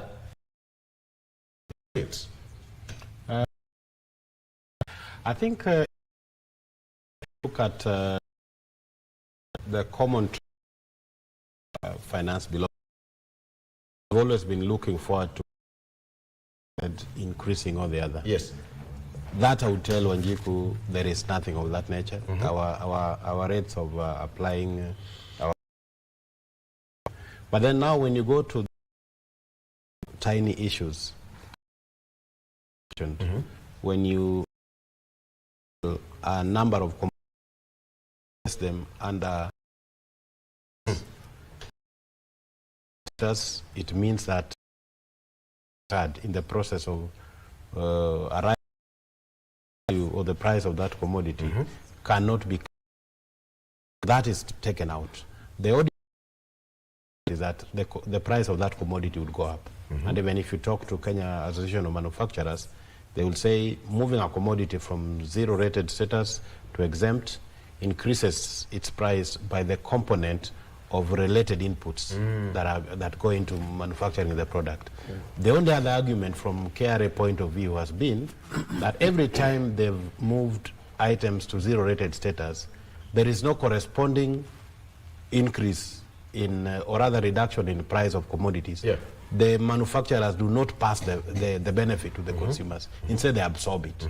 So it therefore, from a government point of view, it also creates an issue, because when a commodity is moved to zero-rated status, it comes with VAT cost to government, because you're going to refund the related inputs that the manufacturers or producers have put in. So the government has a bill of probably 200-300 billion around VAT related to those commodities. So one of the things the government is running away from by moving a lot of commodities to the exempt status is to reduce the cost the government pays in VAT refunds. That is exactly what they're targeting. So the balance is, can we look at both sides? Moving the commodities to exempt status is almost certain that the manufacturers, the commodities price will probably go up. But at the same time, leaving them where they are, there's also the cost. So it's a balance. Does the loss of 300 or so billion in tax refunds, how does it weigh compared to the price of commodities going slightly up? So that's what then we must get a balance. So sometimes we have to strike a balance. The question again is, so no, Wanjiku is just waiting to hear on Thursday when budget in Parliament, is it going to make life easier or a bit lighter? I think there are areas it will make life easier. There are areas it may make life a little bit difficult. I think when it, like you had mentioned earlier, when it comes to education, the expectation is that those struggling families that would ordinarily enjoy that one meal in school are going to struggle because that budget has been, that component of the budget has been reduced. Those who are farming and expect to get cheaper fertilizer, we have reduced the component of that fertilizer subsidy from 14 billion to 8 billion. So as a farmer, you are likely to get affected slightly. But on the flip side of it, there are other compensating benefits that come. For example, you realize that almost all the sugar factories that were government-owned have been placed into private hands. That is, they've been leased out. So the costs associated with some of the running then is passed to the private sector. Is it possible that the private sector that will be running these factories will be also rolling out support structure to our farmers, for example. For example, as a miller, you need to take care of your farmers. Do you give them inputs that you deduct at the point of payment, or how do you handle them? So those are things that ordinarily from a government perspective, state millers have struggled to support farmers. Okay. Let me come back to you, DG. When you talk about on-source revenue, most of the counties probably either are not meeting their target, or if they hit their target, then it's a lot of a struggle for the counties. You're also looking for more money, revenue from the national government. This is going to have a spiral effect when it comes to, you know, taxpayers, all of us here, to go into the to development to the counties. What proposals do you have for the national treasury? Victor, allow me to just make one statement. Go ahead. You know, the professionals you have invited here, they are simply telling Kenyans one simple thing. That is, if this proposal goes through and it is implemented, it means more hard time for Kenyans. It is as simple as that. Back to your question. And why am I saying this, by the way? It means if my child was feeding in school, I have a responsibility now to feed that child before he or she goes to school.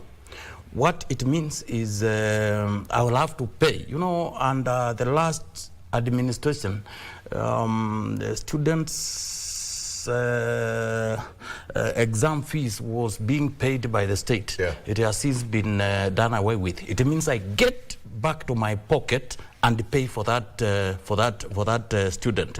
It also means that more taxation is coming because there's a proposal to increase rates for NSSF on top of SHA and other related issues, because also the revenues we are discussing here are going to be raised from Kenyans.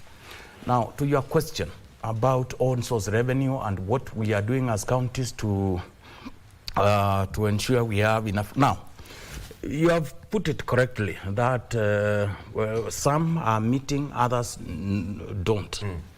You know, historically, many parts of this country are not as developed as others. Yeah. So we have, for example, the counties within the metropolitan, the counties with the city status, they enjoy the large manufacturing base, large business base. And that means counties are able to raise their own source revenue within those areas more than those rural counties. Yeah. Allow me to use that term in reference to less developed counties.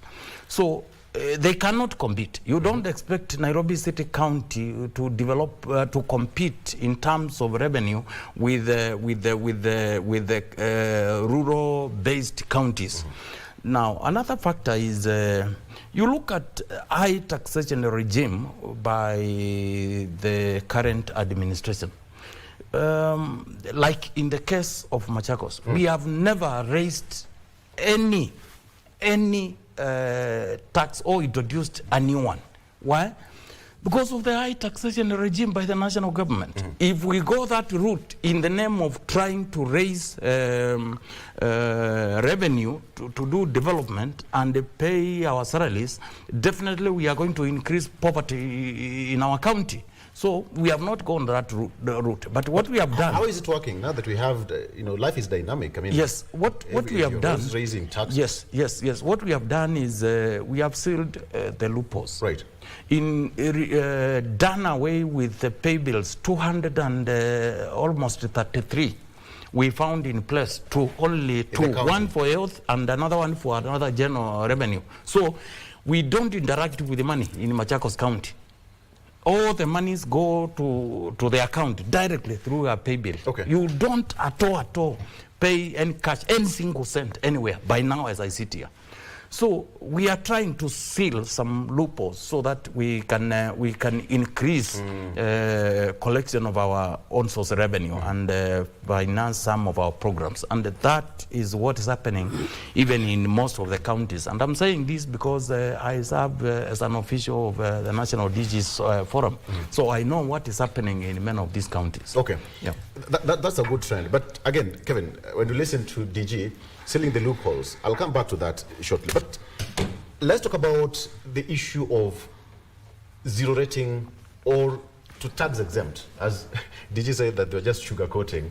They're using, you know, the professional jargon to sugarcoat. But you said that life is going to be hard for Wanjiku, right? Yes. Is it so, yes. Hezbollah? Not necessarily. And I did say that there is no evidence that any time you keep items under zero rating, that the manufacturers have passed that on to the consumers. Okay. So from where I see it, yes, it may increase the cost of doing business for the manufacturers, but again, they are also, on one hand, also guilty in one way or the other, because when they get the advantage, they don't pass it to the consumer. That's what I meant. But also what that then therefore means, that the government is saving some 300 billion or thereabouts that they would have ordinarily paid, that they can now redirect to other essential services that support the mwananchi. So, but having said that, allow me to just also mention something very important. I think part of the challenge we have with our devolved units, one, there's that delayed contribution disbursement, and then of course there are certain devolved services that need to be rolled out and resources avail to them. But again, if 41 out of 47 counties are not responding to the 35% emolument cap, if all of them are spending 50-60% of their money on salaries, so perhaps it's time to look at how bloated are these devolved units. Some of them are gone on employment spree. In 1-2 years, others have added 100-200 million in their payroll. That then deprives them of the resources to roll out other activities. And by extension, it makes life also very difficult there because they cannot pay the suppliers of services at the local level. That even affects wananchi more. So we have to look at it both ways, resource these counties, but also let's have some hygiene around how these counties manage their payroll. It's actually a very messy space across the country.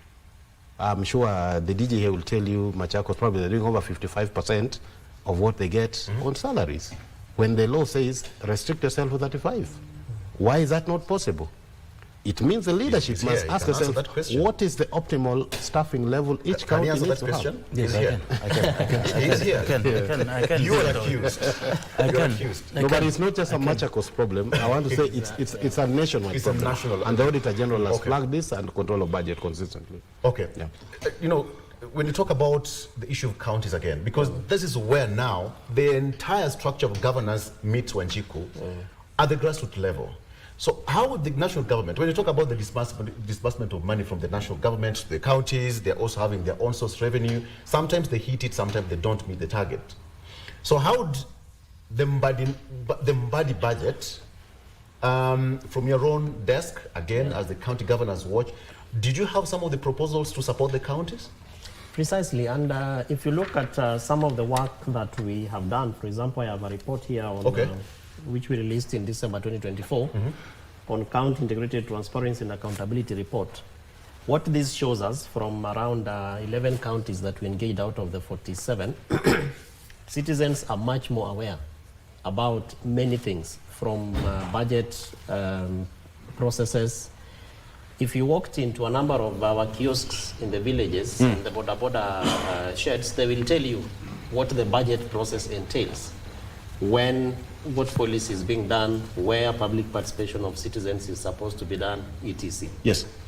So that therefore excites a lot of interest and creates entry points for citizens into both the national government budget and the county budgets, because this process is done at two levels, the national level and then the county level. So if you look at some of the findings, for example, on open government, our counties are much more open right now. So if you looked at, for example, the websites, you will find critical documents, like the CIDP is uploaded, the ADP is uploaded, the budget from the last years to this year's is uploaded, and even the stakeholders by sector. So who is doing what where, and what are the allocations for counties in those critical sectors. So that therefore gives us an opportunity to be able to engage with the citizens even up to the level of the national government budget, because that really is where everything starts. For this year, we have seen an increment. I don't know whether to call it an increment in equitable share or not, because as I said earlier on, what is on the book is different from vitu kwa ground. So for example, you allocate 480 billion, but you disperse 385 billion to counties. This year we are seeing an allocation of about 405.1 billion shillings that we expect outside the grants, loans, and even some of those resources like equalization fund, etc. But equitable share for counties is about 405 billion. Now, whether that will trickle down in terms of sending it to counties or not, yes, against some of the things that we also continue to see, that devolved functions that are supposed to be fully devolved, almost 12 years into our devolved system of government, is still not devolved, is not fully done. But we see resources being put into those functions at the national level. For example, a universal health. Health is fully devolved, and that national government has critical elements, for example, national health policy, development, for example, referral hospitals, among other very limited functionalities. But if you looked at the budget 2025-2026, one of the top 4 sectors that have been fully, heavily financed is actually healthcare. Yeah. Because you have education at about 700 billion, then you have infrastructure, then you have healthcare as number 3, then you have digital economy. What does that tell us? For example, for those who are interested in devolution, that there is not very clear goodwill to be able to strengthen devolution, and especially looking at critical sectors. If you talk about, for example, the headline story on school feeding for children is devolved, which means that this is an ECD function. So if you are to look at education as either devolved fully, the aspects that are devolved for education, those are resources that are supposed to be going to county governments. Yeah. But we still continue to see either stifling of those resources at the national level or overtaking some of those resources. And very heavy budgets again. I know Bwanadigi was asking, why is the office of the president, for example, taking a bigger chunk of the executive budget? And I think one of the caveats he put is that we are headed towards an election period. So institutions like Interior will have to be fully funded so that security is enhanced, and among other things. But if you are to look at, for example, school feeding, why would the Minister of Education want to either budget for school feeding at the national level or not budget for school feeding at that level, whereas that is a devolved function, but we also continue to see governors in their execution of their ECD mandates putting budgets into school feeding programs, despite, again, questions that have been raised by the Controller of Budget, the Auditor General, among others. And then finally, I think it's very, very critical. And maybe we take a break? Never. We take a break. No, but the question I want to ask all of you, are Kenyans becoming more aware of the finance? You know, when it comes to budget reading and the estimates, Kenyans are becoming more aware and alert when it comes to the finance bill. Everybody can talk about finance bill right now, randomly on the streets. Kevin, you are the one who was talking. Where's your camera? I think that's one. Please take us on a break. Just say, let's take a break, we'll be right back. Let's take a break, we'll be right back. And remember, a question was put to me. We'll be right back. My job is not a threat, I can promise you. Okay, stay with us.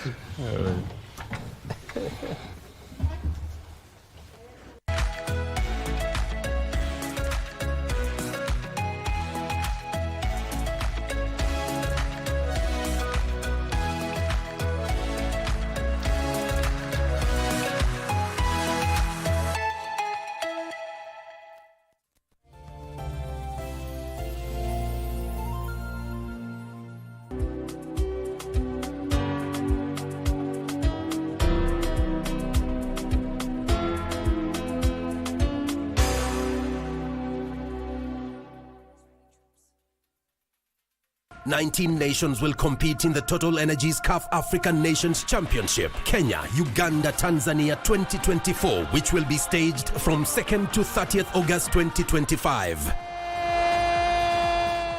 Amongst the 4 groups in the tournament A to D, Kenya is pooled in Group A, together with Morocco, Angola, DR Congo, and Zambia. Algeria from the set piece, the header is on target, but it's...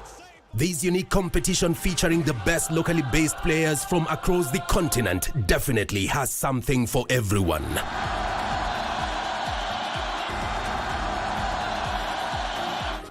Just bring your A game as you let it flow live and exclusive on KBC Channel 1, your true sports partner.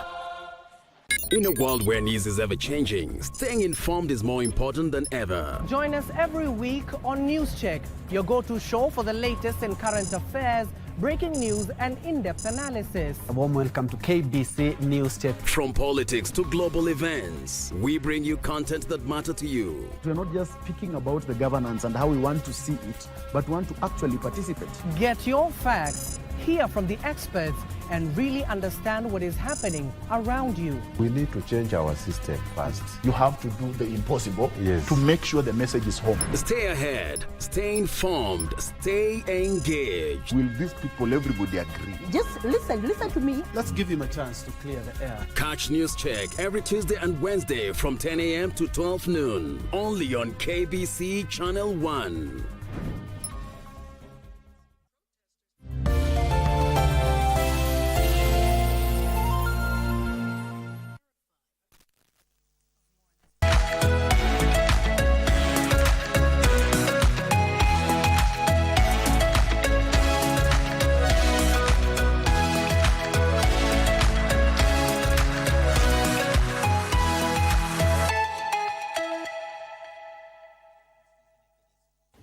And welcome back. All of us have their cups of coffee. Apart from Kevin.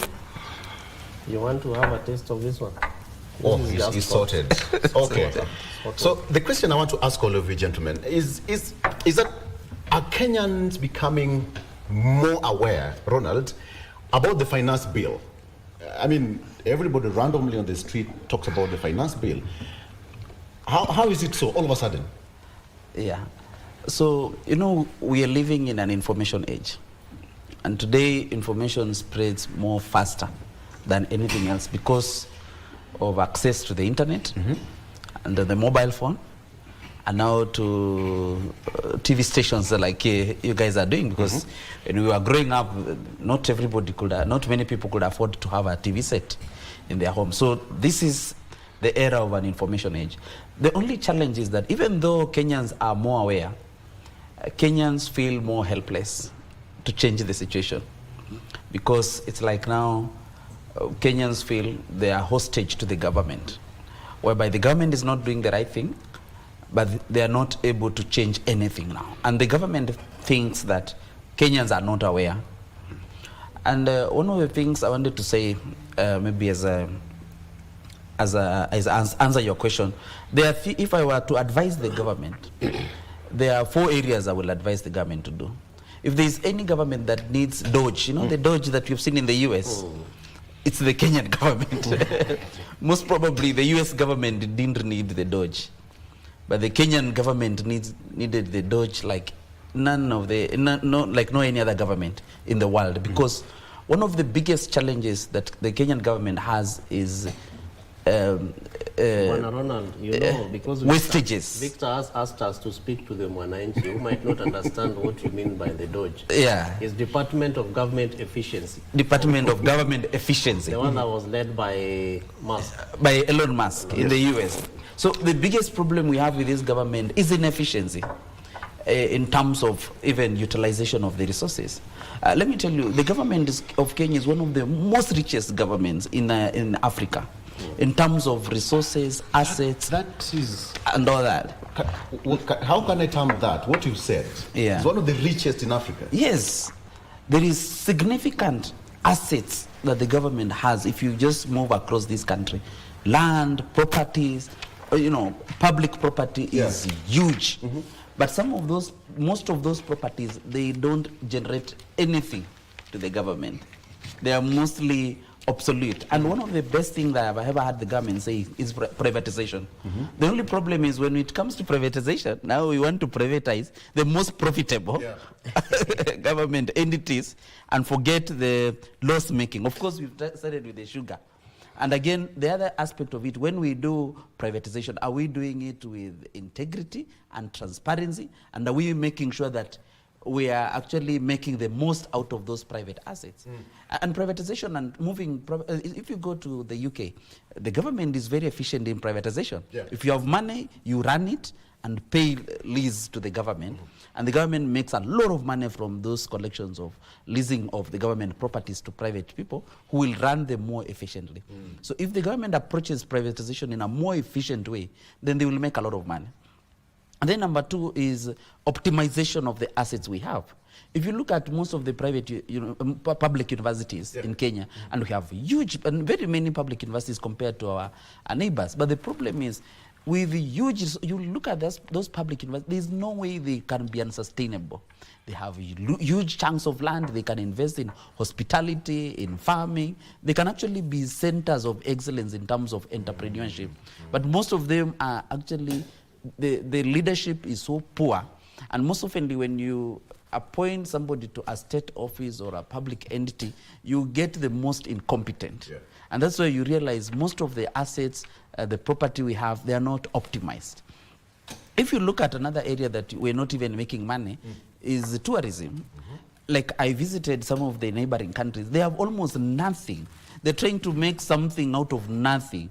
We have a huge tourism resources that we are not even able to actually optimize. How many parks are in Kenya? So many national parks, so many tourism attractions, but we are not, if you look at this bill, we are even saying we are going to tax the assembly of tourism cars, meaning you are going to make the investment in tourism a big problem. We're also even introducing the issue of removal of capital deductions on investment in hotel buildings, jeopardizing the tourism industry. So you realize that we're not optimizing. The area that we have not optimized is education tourism. If you look at our neighbors, people are always looking forward to come and get education in Kenya. But what is happening to the education in Kenya, like even beginning from the University of Nairobi to most, they are collapsing.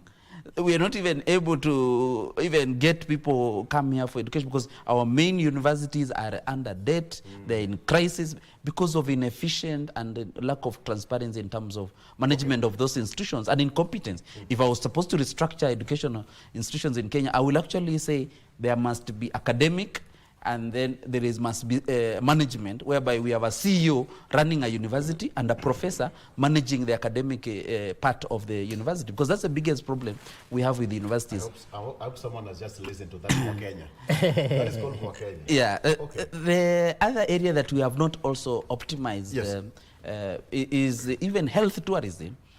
We have hospitals here in Kenya. Can we try to make sure that we build world-class hospitals in Kenya and actually attract neighbors to come to these hospitals? And we're going to increase our revenue probably to 5 trillion shillings. And then the other area that the government is not talking, if I look at this budget, I don't see any provision for fighting corruption. There was a governor who was saying that the universal healthcare workers, most of them were fictitious. We've not seen the government being proactive in holding those who have employed fictitious or even those ghost workers in the under universal healthcare program. And yet, we're just trying to shift some taxes here and all there to collect, but we are not. The government, the citizens don't feel the government is proactive enough in addressing the issues that affect them, and the government has actually not explored other avenues to actually balloon the income through sweating most of these assets and optimizing them, and there will be no problem with the taxes. Actually, we need to be the lowest tax regime in the region because we are the most richest in terms of assets, in terms of human capital, in terms of infrastructure, in terms of resources. Okay, let me ask you, DG, when it comes to the public participation, you've had that across the country. I talked about Kenyans being much aware about the finance bill. What do you say about that? First and foremost, it is constitutional, it is legal for any Kenyan to access any information from any government entity, whether county or national. Secondly, you must be aware of that which is affecting you. These taxes are being raised from Kenyans, so you expect them to get interested, to know how my payslip is being affected. Thirdly, of late, there is a lot of access to information from social media, from mainstream media, print, electronic, and that is available even in our phones. So Kenyans are getting a lot of information. And whenever something happens and it is of public interest, you see it is shared so fast, and within no time it is almost with everyone. So Kenyans are fully aware of what is happening around them and that which is likely to affect them. I think I have a slightly opinion on don't in Kenya. We need no department of efficiency in our government. What we need is we go back to institutionalism. We allow Auditor General to do his or her work. We allow ESCC to do their work. We allow DCI and any of these agencies to do. You know, you have heard from various people that that is not the case.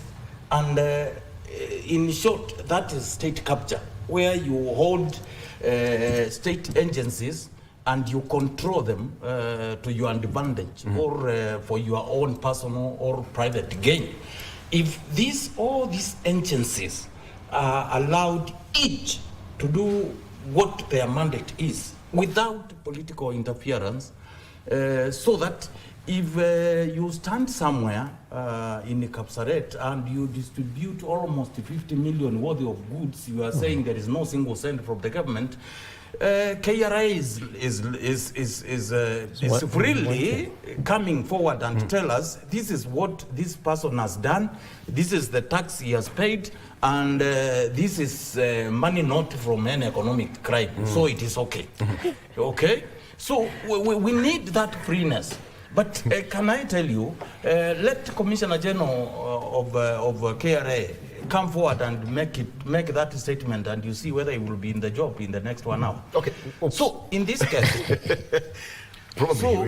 case, yes, I think we need to go back to institutionalism. Yeah. Know that we have our national government, we have counties, and we respect the mandate of each. That way, by the way, there is a question that was posted to me about the bloated government wage bill in counties. We need to know where we are coming from. It is true we are over 12 years since we started devolution in Kenya. You know, we found already bloated employment from the local and municipal authorities then. National government seconded employees to counties. The founding governors also employed. When the law of that 5% came to being, very few counties were within that limit. Now, the only options that counties and governors have, I believe, is to maybe have an handshake, golden handshake kind of thing, so that some of these employees of the county can willingly exit, but they also be compensated so that they are attracted to take up that opportunity. So I think there are combination of factors why counties have the bloated wage bill to date. But I think we need to make these entities efficient, effective, and centers of innovation and creativity. It is possible, it can be done. You know, I'm looking at you, but I have compound eyes. I can see Kevin raising his hand. Yes. No, I just wanted to make some additions on 2 points, actually 3, but let me just concentrate on 2. I wanted to share on the OSR, the different streams and why some counties are doing better than the others, and then the public participation angle, and lastly is on this bloated wage bill. And my ask to the DG is that let us not stop flooding human resources in offices that are not capacitated. What that means is that the number of advisors, the same way people talk about the president's advisors at the national level, is the same way it's happening even at the county levels. Just because somebody was carrying your water bottles in the campaign terrain, so you think that the best reward you can do is to, bend the procurement and rules to rather employment regulations to have them in office. But again, I'm reminded of the Transition Authority report done by Mheshimiwa Kinuthia wa Mwangi many years ago. And the question is, why haven't we looked at a very clear implementation of that particular report? So that even as we talk about, for example, retirement ages and the youth bulge that we have in this country against the macro sectors again that provide employment for both formal and informal sectors. And I think that one of the best reports that we have in this country through institutionalization is the Kenya National Bureau of Statistics that I think yearly provides us with sectors that are employing a majority of people. And so why can't we consider looking at implementing those progressive reports and therefore really adhering to the recommendations that are made? Number one. Number two is on public participation. Victor, the reality is that we do not have a national law on public participation. So it becomes very difficult even to underscore what public participation is, despite constitutional underpinnings like in Article 10, I think Article 35 on access to information, Article 34 etc. And so my request is to National Assembly, because I know that there is a bill for 2024 public participation bill that came from the Senate, now is at the National Assembly. If we can fast track it so that citizens are empowered to ensure that that public participation is actually paying, so that people like Ross Njeri don't have to be arraigned in court for being innovative, to want to create spaces for enhancing public participation and also sharing information. That way, I'm sure that we'll be able to, guarantee wins for public participation that are both in the Constitution, but also vital kwa ground. For example, who tells us how many persons with disability are involved in this public participation process? Even at the Finance Committee in Parliament, you don't see people provided with braille copies of the budget. The document some of the documents that I've been going through, for example, on expenditure development, the estimates is 513 pages. So if you were to, for example, want to put persons with disability in a hall and you want to take them through the budget 2025-2026, what are you talking about? Some of the environments where we undertake our public participation are not accessible to people in wheelchairs and ETs. Yes or no? Do we have hope for this country? Of course, there is utmost hope. There is extreme hope. Kenyans are getting much more informed. They are taking charge of their governance spaces and spheres, and they are asking the relevant questions. So in the next election, if you are not able to answer those questions, it's about ideas. You will not have to run. Do we have hope? Yeah, there's a lot of hope. I look at it that where we've come from, Kenya was at a stage where we were not sure where the country was headed. In 2023, things were very bad. Then we followed with the protests that led to the Gen Z protests at invading Parliament. And today, here we are. If we were able to pay the Eurobond debt that was so severe that pushed our economy to the brink of dollar exchanging at 160, going up to a stable 129, that gives me hope. The current challenges that we have with the Social Health Authority, you can see where things have stabilized. 3-4 months ago, there was hue and cry every day about Social Health Authority not working. Today, those mamas have been quietened.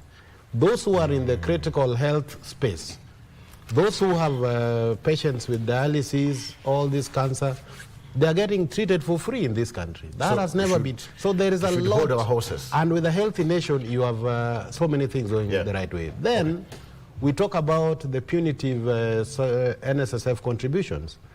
In the last 2 years, what we have contributed in social towards our future in terms of post-retirement benefit dwarfs the entire contributions over the entire life of this country. In 2 years, the growth of NSSF contribution, and you can see, our saving culture has dwarfed the entire life we've had since 1965 in the last 2 years. So there are a lot of good things coming up. But like they say, there used to be a politician back in my county, or the greater South Nyanza, who used to say, when a mother is in labor, she curses even the man in her life. But as soon as the child comes out, she smiles and says this is good. So I think there are good things, but of course they will come with a lot of pain. Yeah. And therefore my urge for the government is that some of these reforms look good in the long run, but the process of implementing them may be painful, and therefore we must try and have some mitigating measures that alleviate the pain of the people. Otherwise, we may end up with a situation where people lose hope, yet in real sense, from every angle you look at it, things look good. And that brings me back to where we were discussing, why is the government going towards exempt away from zero? And I like numbers. In the entire region, Kenya spends 3.38% of its revenue on managing tax expense. We are the highest in the region. Okay. Uganda does almost 0.1%. So that means, and if you break down where that money is going, 65% is on VAT refunds. So clearly there's a problem there. And how much is it tying? If it's 3.38%, I would rather have that money redirected to support the common man here in a manner that helps them. But again, we are also doing a lot of social support to our aged. We have to give these seniors some money every month, stipend. That speaks to neglect over the years in terms of how we plan for retirement. When we start giving children food in school, what does that tell you? The poverty levels have grown, the parents are unable to afford. So what do you need to do? Yes, support them, but improve healthcare so that they get free healthcare. Ensure that you have the agricultural sector working so that the food production and cost of living is lowered, so that every family can be able to afford certain decent spaces. And then, of course, the elephant in the room, the housing program, which is controversial. Can we have affordable housing in this country?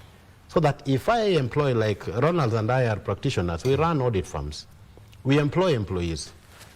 The money I give to my employee of 100,000 as salary would make more sense if only 10,000 shillings is what that employee pays as rent.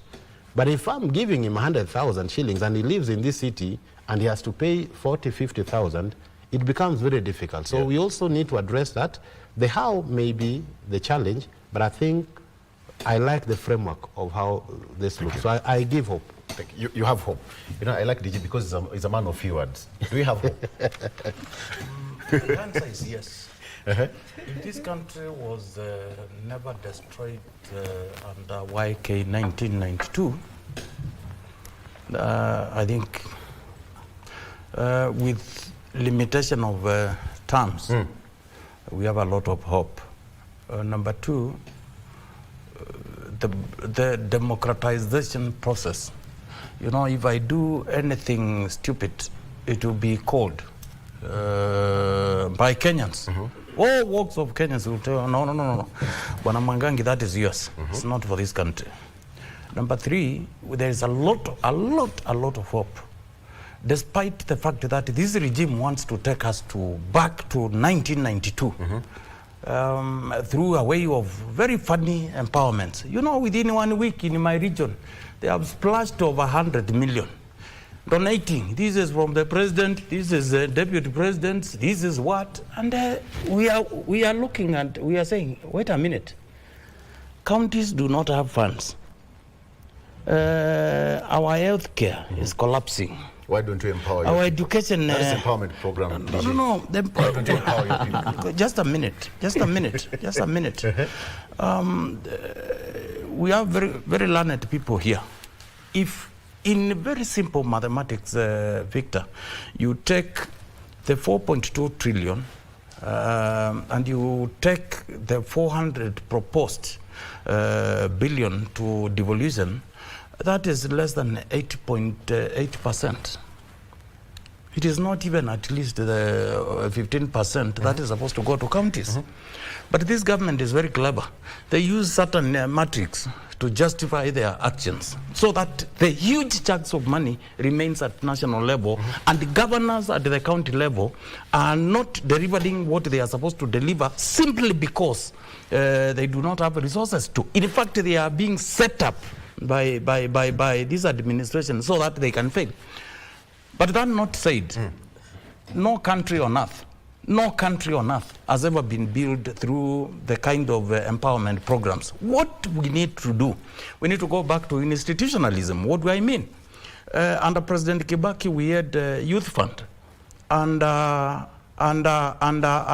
President Kibaki, we had the youth enterprise fund.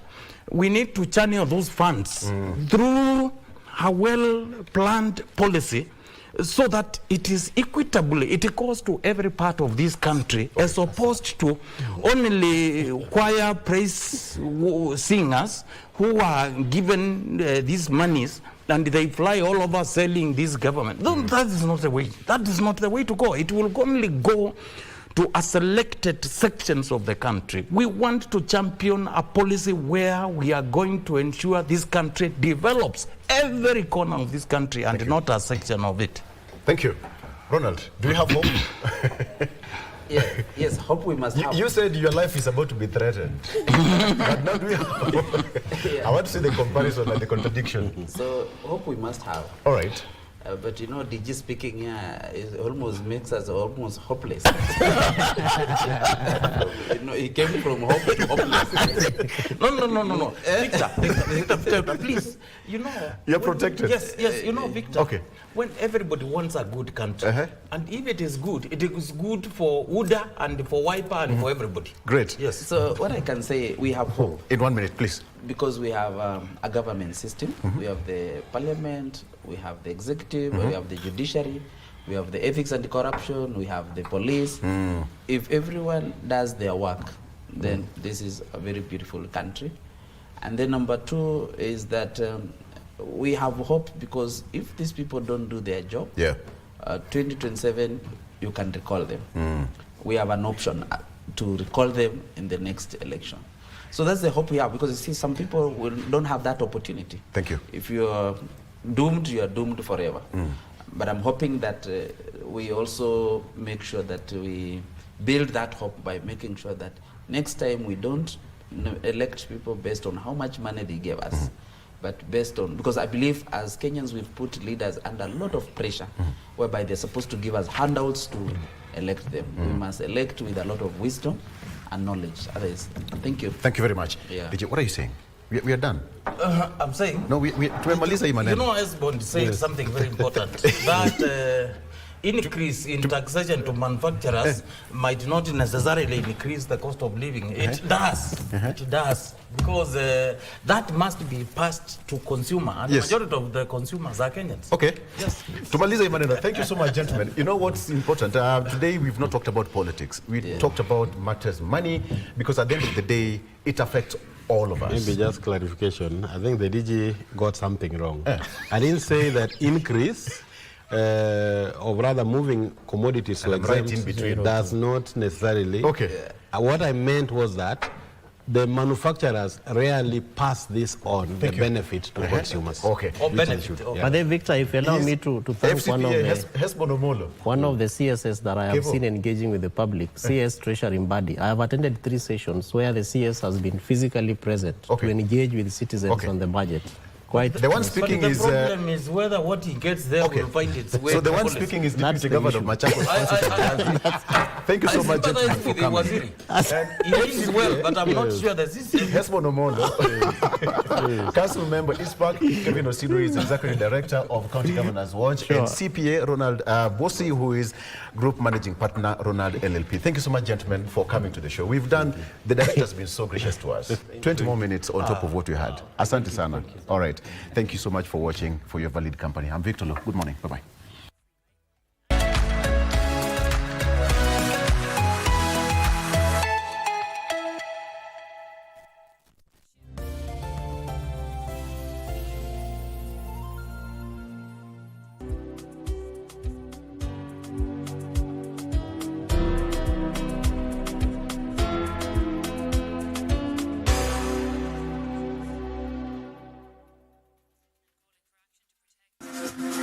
Got the fear of missing out? Want to keep up with all the latest entertainment news and latest celebrity gossip? From the latest rumors to popping events to the newest fashion trends, here is where you get all the tea or juice when it comes to entertainment, and you get it served on time. All that and so much more on Grapevine every single Monday only on KBC Channel 1. Remember, if you did not see it on Grapevine, then it most probably never happened.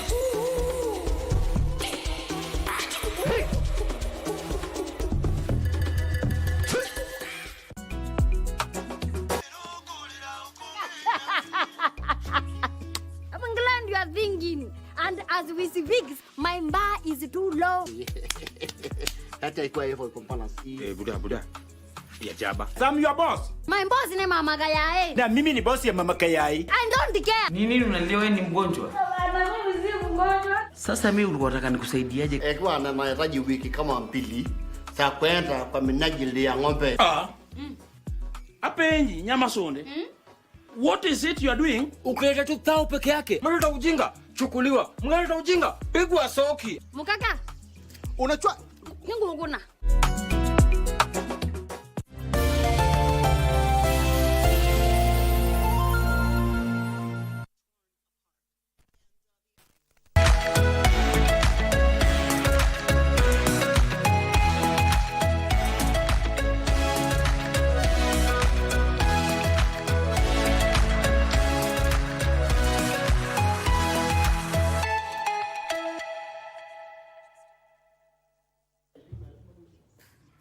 Indeed, you're watching Good Morning Kenya. My name is Mark Migwe. Now, from matters to do with finance bill, we escalate it and talk about data protection and system security, where today, within this age, data is king. And organizations and individuals, as well as government, are finding it important to ensure that data protection is upheld and also the system security of the same is maintained. To talk about this issue, I'm joined by Christopher Khaere, who is a certified cybersecurity professional and also the coordinator of Kenya Cybersecurity and Forensics Association. Welcome to the program. Thank you. Yeah.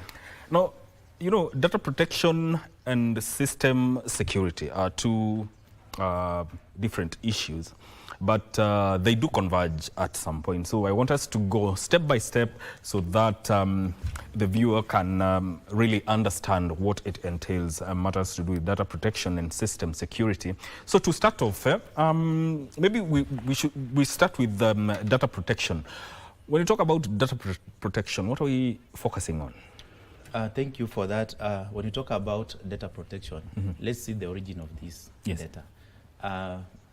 Before even moving into the origin of this data, let's talk briefly about cybersecurity so that we can see how it is relating with the data protection. Yes. Cybersecurity is all about protecting digital systems, data and information from external attacks or threats. Now, data is so sensitive that if a hacker gains access to a particular data, he or she can go ahead and perform other malicious activities.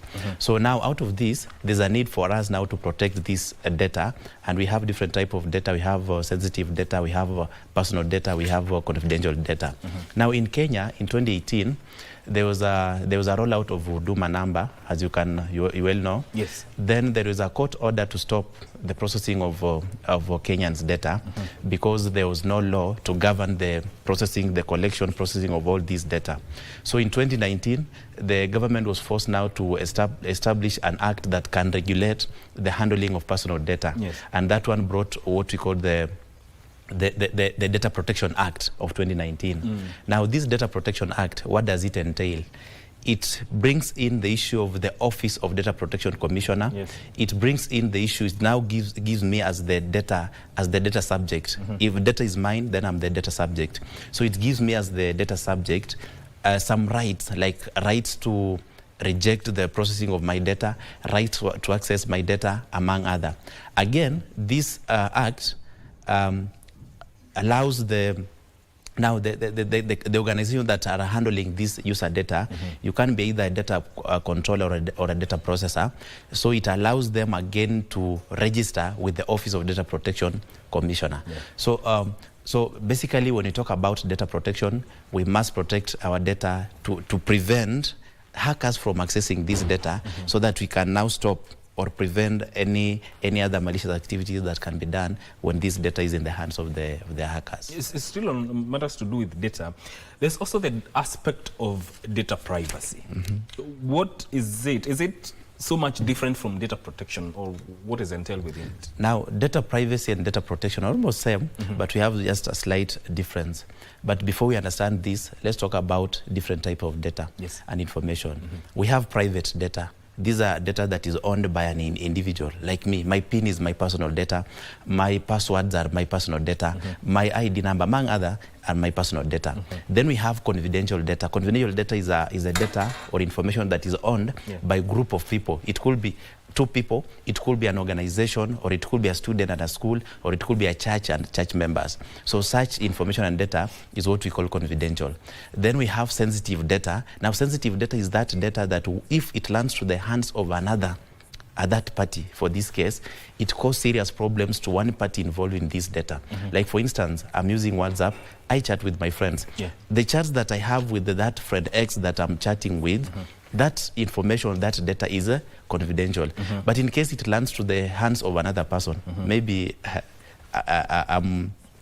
we say, I have this as my wife, then I'm chatting with another lady. And now my wife realized that Chris is chatting with this other lady. You see, it will bring some problems. So that is now example of what? Sensitive data. That crucial data that if it lands to the hands of other people, it causes serious problems. Now, back to your question, data privacy and data? And data protection. And data protection. Now, data protection is an act that now controls or regulates the handling of personal data, while data privacy is now all about the security measures that we put in place to ensure that this personal data is secured. So it's all about data privacy is all about access. It's all about access, allowing access to only those people who are authorized to do so. Yeah. Indeed. Are there... Why is data privacy important, especially now? Because I'm asking this because there is an aspect where I was talking to one of my colleagues, and one of the things that we are talking about is you enter into buildings within Nairobi.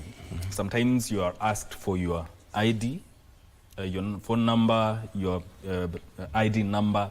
So the question was who is responsible in guarding this information? Because in the first place, you have given your ID number. You have written it down, your full names and everything.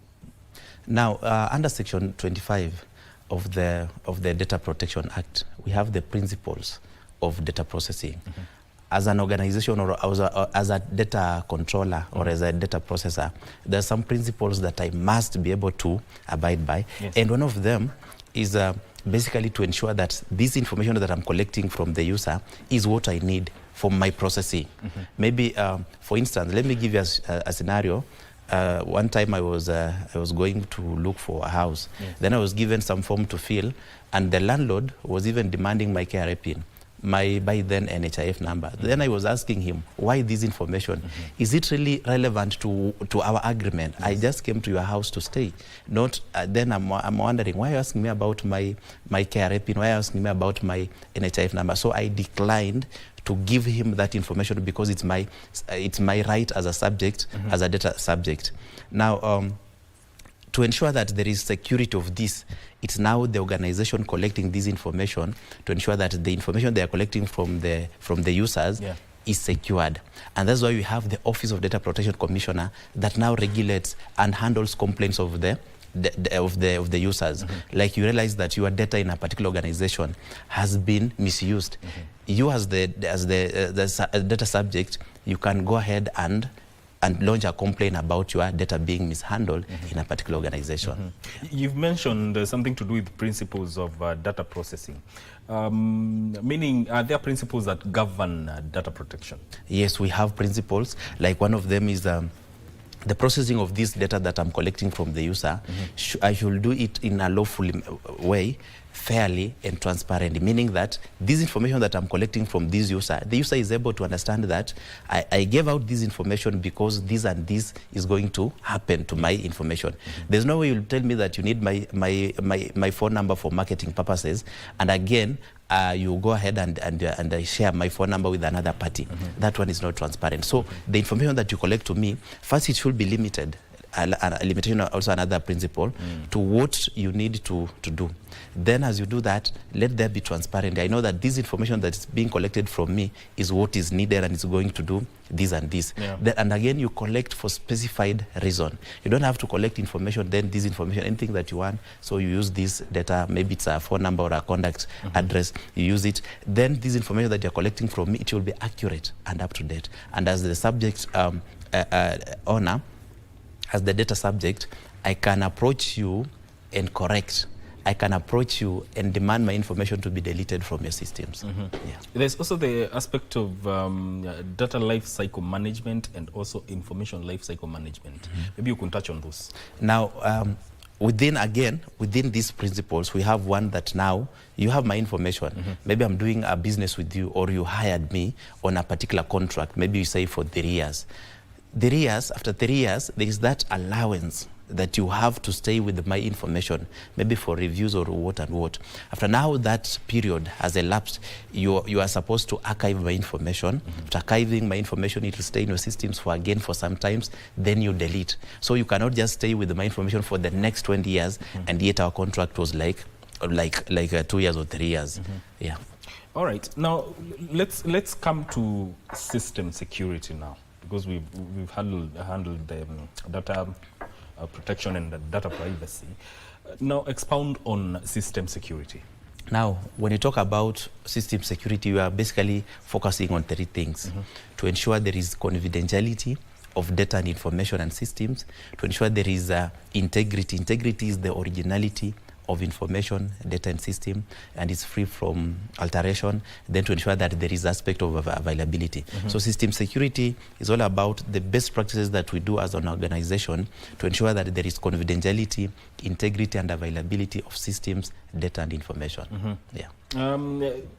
So how do they marry between data protection and system security? Where is the nexus?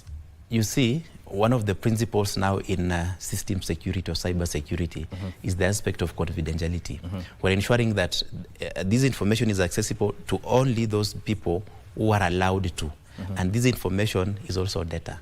So that is where they marry. And again, this data must be in original format, so it should not be altered anyhowly. So there is the second aspect of integrity in system security, ensuring that there is confidentiality, integrity, and lastly, this data must be available to these people when they need it. So the aspect of availability coming in. So the 3 principles of system security or cyber security are coming in the aspect of data protection. One of the proposals in the finance bill is about KRA accessing financial information of Kenyans. How do you see it? Is this going to be problem, especially to people when it comes to their private information? It depends with how KRA will be using this information. They can be given that privilege, but they misuse that privilege. So again, it depends with how they'll be using the usage of this information. There's also when it comes to data and system security, of course, what are the most common threats? Because we're talking about information that is very important to businesses, to organizations, and even governments, and by extension, individuals. So what would you say are the most common threats to data and system security? The most common one is the aspect of social engineering techniques, where a hacker uses some manipulative tactics convince a user into revealing some sensitive information without knowing that this guy, that he or she is revealing this information. And one common form of social engineering techniques is the aspect of phishing, where we get the phishing links. Someone is sending you a link telling you that there's a promotion, there is in Africa, this and this, there is a free scholarship here. So you open the link, you are told to enter your personal details, your name, your ID number, all those information, the date of birth. Then upon now giving out this information, ideally, our passwords revolve around our life. I'm even sure some of your passwords, like maybe I'm Chris or something that I can remember, Chris Hayere. I mean Chris at 2025 as my password. So in system security, there are tools that we can use to generate millions of passwords about the target. What I need, I simply need your personal information. Like I want to know more about you. I want to know where you come from. I want to know your full name. I want to know your ID number, your phone number. Then I feed this information in this tool. Then the tool will be able to generate a word list. A word list is a list of the possible combination of passwords about the target. So I go ahead and now use other tools to go and take over your accounts if I want to. So phishing is one of the common ways. And besides now taking over your accounts, successful phishing attack can result to other things like fraud. I just take over your account, then I start scanning. Scamming your friends. I tell them nisaidia na so ile. That has been very rampant, especially on social media platforms. Yeah. Nisaidia na punch ile namba ingine iko na fuliza tuma kwa hii. You see things like that. Yeah. So we have phishing, but in organization setup we have now other attacks like SQL injection, where the system is vulnerable to some SQL injection, and as a hacker I'm able to play around with some few codes, then I gain access to the entire database. So with this I have data, I have information, I can do anything that I want to. There's also the aspect of insider threats. How does that play out? Now this is all about someone within our company or our organization, someone whom we have trusted enough, and he or she has access to our systems, but he performs other malicious activities. Like you are a worker in a company X, you have access to personal data, customers, over millions of data. But now another company approaches you and tells you, hey, sell us this, we have this deal for you. Then this guy, he'll compromise with the search, then he has access to the data and can sell out. That is the inside threats. The best way to handle this is to use the trust but verify model. Is a cyber security best practices where I trust you, but can I verify this trust before I grant you any access to our systems? Doesn't that now underscore the fact that the human factor is the weakest link in matters to do with system security and data protection? Yes, it is. And in fact, 90% of the successful attacks are made possible because of human error. So we share information to the public. We use the weak passwords. We don't care. When we leave our desks, we leave just empty. Open computers. We haven't locked our computers. Simply move out. All these contribute to the successful attacks that we encounter. Yeah, and it's very possible again to get information from a victim. Like maybe I want to hack a system in a place that I've never been there, like Moyale. There's a school there that I want to take over their accounts. I'll go there. I approach the receptionist. I talk to her. We can exchange contacts. Then upon exchanging contacts, she will save mine. I'll save her number. Then I'll be viewing WhatsApp status. What you post tells me who you are. Maybe you're an Arsenal football fan. I'm not saying so, I don't know. Victor, my colleague, is a very ardent Arsenal fan. Okay, maybe you are. Then you like posting things about Arsenal. As a hacker, I'm learning your behavior pattern, how you operate. In the morning, I know this guy is doing this. Just from what you post. You like posting at a particular time, and there is this specific content that you like posting. So I'll now craft my phishing link based to your interest, what you like doing. Then I send you maybe a link telling about anything to do with Arsenal. I know you will do it. You'll open that link, and that is how I'll get some information from you, and I go ahead and take over. There's also, when it comes to, let's say, even personal emails, nowadays there's that aspect of two-factor authentication. Does it really work? It does, but before we talk about that, let's go back to understand how authentication normally happens. In any system, there are three things that normally happens. We have authentication, authorization, and accounting. Authentication is all about, are you allowed to access our system? Authorization is all about which areas, specific areas within our system you have access to or permissions to. Accounting is keeping record of everything that you have been doing in our system to keep track of what you have been doing. Now, authentication, two things normally happen. Before I gain access to that system, I must, number one, establish my identity. How do I establish my identity? By providing a username. So my username is chrishayer@gmail.com. That one is my email address. Then, after now providing your identity, you must prove your identity. You prove to the system that you are whom you claim to be. So you enter into a challenge with the server. There are 3 factors that can be used to prove the identity of any user. The first one is the knowledge factor, the most common one. Knowledge factor is all about what you know. I know my password, I know my PIN. So I can enter, and if it matches with what is in the database, then I have access. Then we have the possession factor, what I have at hand at that particular moment. So like I have my phone, so an OTP can be sent to my phone, then I use this OTP to prove my identity. Then the last one is the genetic factor. I can use my voice to the system. I can scan my biometrics to the system to prove my identity. Two-factor authentication is now using 2 or more factors of the 3 factors I mentioned. So when you use 2 or more, is now what we call the two-factor authentication. So I can be using knowledge factor, then after entering my password, an OTP, one-time password, will be sent to my phone to confirm my identity. That is a possession factor.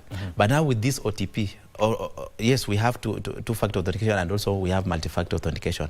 But I'm saying that with this OTP, it's not enough security to secure your account, because when this OTP enters your phone, it takes time to expire, like 3 hours, like 8 hours, like 12 hours, etc.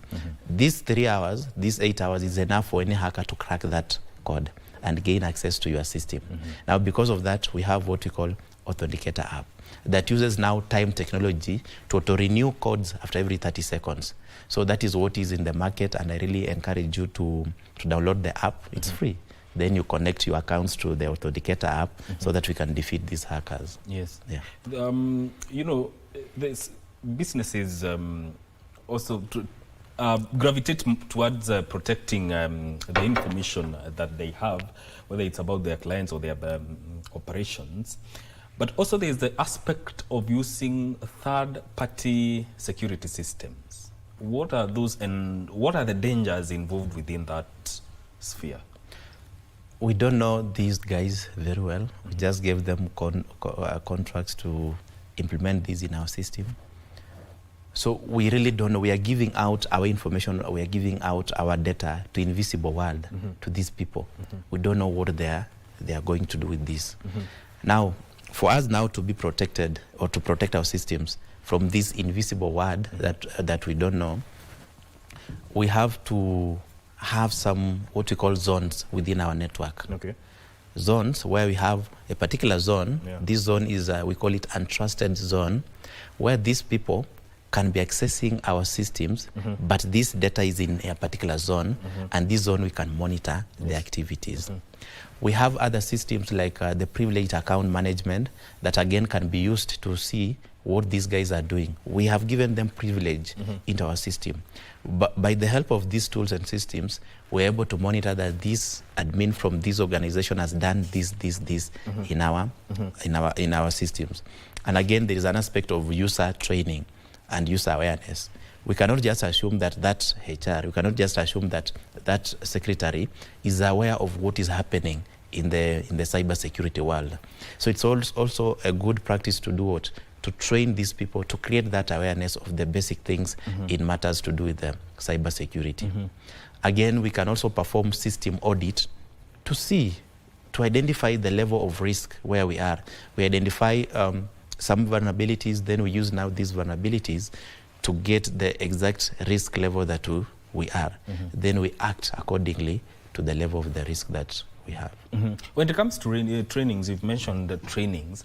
How often should these trainings happen to ensure that everything is safe and within the normal parameters? Now, it depends with the size and the nature of organization and even the type of the business that this organization is doing. Because training comes with the budget. So we cannot say that we are going to train people maybe after every 2 months, yet our budget does not allow us. So it depends with the budget of the organization, the nature of the organization, and the type of business that this organization is involved. That will now determine how often we are going to do these trainings. But in as much as said, ensure that within that organization there is a user training. You cannot just assume that all is well. Yeah. There's also the aspect of penetration testing. What is it? We have procured a new system, or we have developed our own system to manage our clients. We are a SACCO. Then before we launch this system, we need a certified cybersecurity practitioner who can help us to test if indeed this system is secured. So this guy will use different tools to try and maneuver around the system to see if he or she is able to access sensitive data, if he is able to log in to access as the admin and perform some alteration to the system. So pen test is all about you get someone who tries to enter into a system simply to help you to identify the gaps within that system. Yeah. Now, between data protection and system security, does one reign over the other, or they go hand in hand in terms of importance? Now, the two, data protection and system security, they fall under cyber security as umbrella. So each of these is a branch within cyber security. And for me, I don't see if there is one that outweighs another one. Because talk about data protection, it's something that is really coming up. And one of the things that the Data Protection Act brought is opportunities to young people, opportunities to Kenyans who can be data protection officers, because now it's a requirement for each and every organization to be registered as either data controller or data processor. However, there are some exemptions. And within this, it's also advisable that each of these organizations should be able to have a data protection officer. Now, even if we don't have data protection officers, we need to be registered as either data processor or data controller. Who is going to help us? Is a data protection officer. On the other side, we have system security. We have softwares being developed each and every single day. We have the usage of AI. We are now integrating AI into our systems. But before we integrate this AI into our systems, are we aware of the vulnerabilities that this AI will bring? Are we aware of the vulnerabilities that this new system that we're bringing on board will bring? So again, we need a system security analyst who is able to help us to identify such gaps. So the emergence or the inclusion of AI is not coming to really do away with the human factor when it comes to data protection and system security? It's coming to empower data protection officers. It's coming to empower system security engineers. It's coming to empower cyber security professionals. Yeah. So it's always good, like as a cyber security practitioner, I learn more about AI each and every single day. Otherwise, it will reach a point when I'm outdated now. Yeah, because young people are now coming in as system security engineers, and they have this new knowledge of AI, they have this new knowledge of cloud computing, and I'm just there, I'm not learning. So AI is coming to empower us, not to take over our jobs. Will it impact the aspects of now third-party system security vendors? Yes, like for instance, in any organization, I know they tend to use ChatGPT. What happens when you're using ChatGPT? You are giving it prompts to give information. AI uses the pre-trained data models that keep on learning. There's an information that you can ask AI and it doesn't know. But there is that document that you'll upload with that has sensitive information about your company or organization. And AI will learn this sensitive information from the document you just uploaded. So a hacker somewhere, if this guy is gathering information about the target, there are steps in ethical hacking. One of them is gathering information. He can simply use AI to get some of this sensitive information. So again, yes, it's coming to empower us, but it's now bringing in some aspects of vulnerabilities that we really need to manage. That's why some of the organizations are now coming up with the policy to regulate the use of AI within the organization. Yeah. The aspect of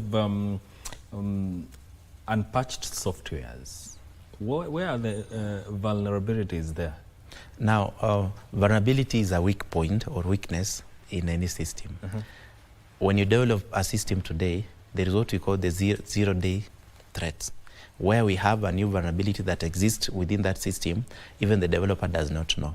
So to solve that problem, we need to patch our software or to update our software. So that's when the issue of a software patch is coming up. So it's always good again to update our softwares, because if we don't update, it means that we won't be able to fix new identified vulnerabilities within those softwares. Has, from your perspective, has the Data Protection Act really enhanced how system security and data protection is handled in the country? It does. It has and is still doing. Just navigate to the Office of Data Protection website. Then we have determination. Just see the number of cases that are there. Some of them are closed. Some of them are still ongoing. And one of the obligations of the Office of Data Protection is to ensure there is compliance. One of the requirements is if I'm collecting personal data, I must ensure that it is protected. I must come up with the technical measures and administrative measures to ensure that this data is really protected. So if they realize that if a customer complains against my company and they realize that I've not put in any security measures to protect that data, then you know what will happen. So because of that, most of organizations are now coming up with the security measures to ensure that this personal data is well protected. So it has enhanced. Yes. Yeah. The aspect of data protection and system security, especially when it comes to poor handling of data in an organization, who should be held responsible? Is it the person or the entire organization? It's not the person, it's the entire organization. This morning I'm telling you that it's a cyber security good practice to train your staff. But we ignore that because of budget constraints. So this guy will do and perform 1, 2, 3. What will happen? Maybe my data is exposed, then I sue you. What will happen? It's now that organization that will be held responsible. Maybe as an employee within that organization, I'll be given maybe they can terminate my contract, but on the long run, the effect is to who? So it's the owner of the company. It's actually the company itself, of which it now brings in the issue of directors and shareholders will be held responsible of that incident that will happen. Yeah. So finally, how does data and business security, I mean business success, how does it affect business success? Now, we need data. We collect data, we process data, we interpret data, then we make decisions based on the data that we have. If we get wrong data, if we misinterpret this data, we are going to make wrong business decisions that will affect our performance in the near future. Yeah. So we use data to make critical decisions about our business, where we're going to be. Data again helps us to come up with the new strategies on how to navigate around the market. So when the data is misinterpreted or we don't have data, then we cannot operate. Imagine this morning, Equity Bank, just I want you to imagine that they realize that they don't have any data, they don't have any customer within their systems. How will they operate? They cannot operate. So whether you are a small startup company or a corporate giant, data is very paramount because it's going to shape your organization in the next few years. You need to make decisions on this. Daily operations are based on the data that we collect. So if we cannot have that data and this data is not protected, we are going to make wrong decisions because of this. Your final words. Protect what it matters to you before it's too late. Yes. If you are a business owner, perform that audit. If you are coming in, bringing in the aspect of a new system, perform security audit. A young person outside there who wants to venture into cyber security, this is the time. Don't wait for next year. Don't wait for 2027, 2030. This is the perfect time for you to venture into cyber security. Yeah. Asante sana. Thank you. That is Christopher Hayere, who is a certified cybersecurity professional and the coordinator of Kenya Cybersecurity Forensics Association, speaking to us about matters to do with data protection and system security. We hope that you have learned a thing or three from this conversation. This is where we end this program. That is Good Morning Kenya. Thank you for tuning in. My name is Mike Migwe. We do this again tomorrow morning right here on KBC Channel 1. Stay with us.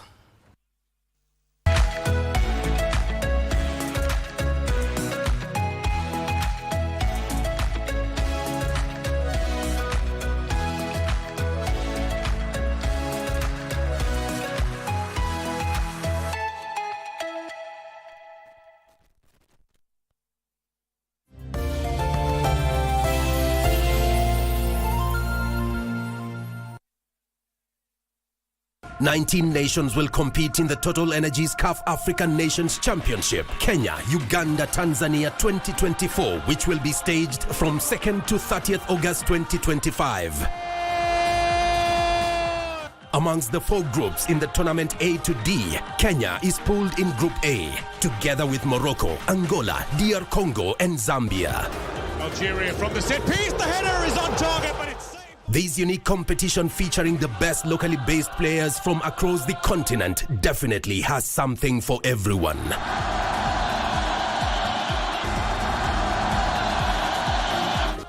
Just bring your A game as you let it flow live and exclusive on KBC Channel 1, your true sports partner. Are you not even ashamed of yourself? Huni mtoto wako hapa and she needs his help. Na kazi yako ni kurushia watu midomo without doing anything. What you want, mate? See you and to know how you're doing. Don't think that I am a moron or an imbecile. In short, I'm not schizophrenic. Sasa unaongea vitu gani? Hata sielewi unasema nini. Utasimama hapo mpaka saa ngapi? Jen, kindly, I'd like to have breakfast. Kichwa yangu imejaa mambo mengi sana. Nataka unipe nafasi nitulie. Sawa? Oh, you think you're alive because I want you to marry me? Please, Mike. Let me give you some piece of advice. You better watch what you're about to say, Mike. And who are you?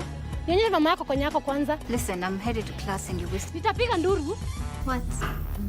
How well do you trust Mariam? What do you ask? Tebu sema kenye imekuleta hapa. Unajua madam ni kama kujui na mimi kujui. The company doesn't pay you enough to keep your mouth shut. You're about to rat me out because of the reward money. I'm done telling stories, Mike. Are you in or out?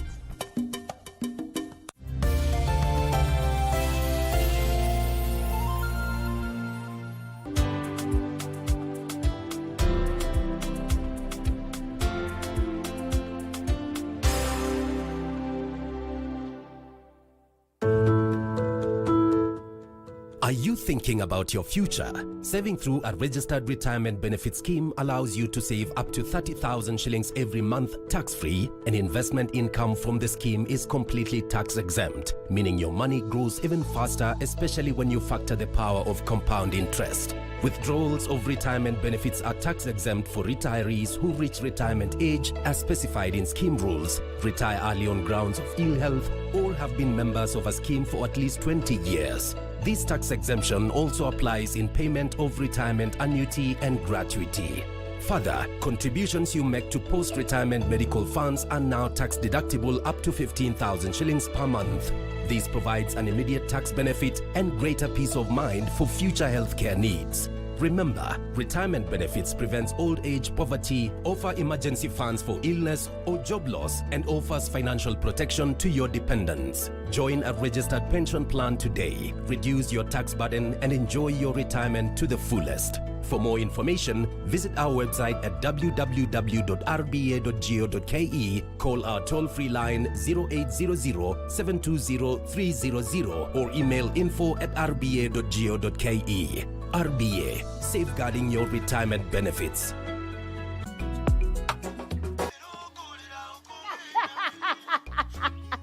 I'm glad you are thinking. And as we speak, my bar is too low. Hata ikuwa hivyo kumpana si. Buda. Ya jaba. Sam your boss. My boss ni mama Kayai. Na mimi ni boss ya mama Kayai. I don't care. Nini unaliwa ni mgonjwa? Mimi si mgonjwa. Sasa mimi ulikuwa unataka nikusaidiaje? Kwa nahitaji wiki kama 2 za kwenda kwa minajili ya ng'ombe. Apenyi nyama sonde. What is it you are doing? Ukuleta tu thao peke yake. Mnaleta ujinga, chukuliwa. Mnaleta ujinga, pigwa soki. Mukaka. Unachua Ngunguna.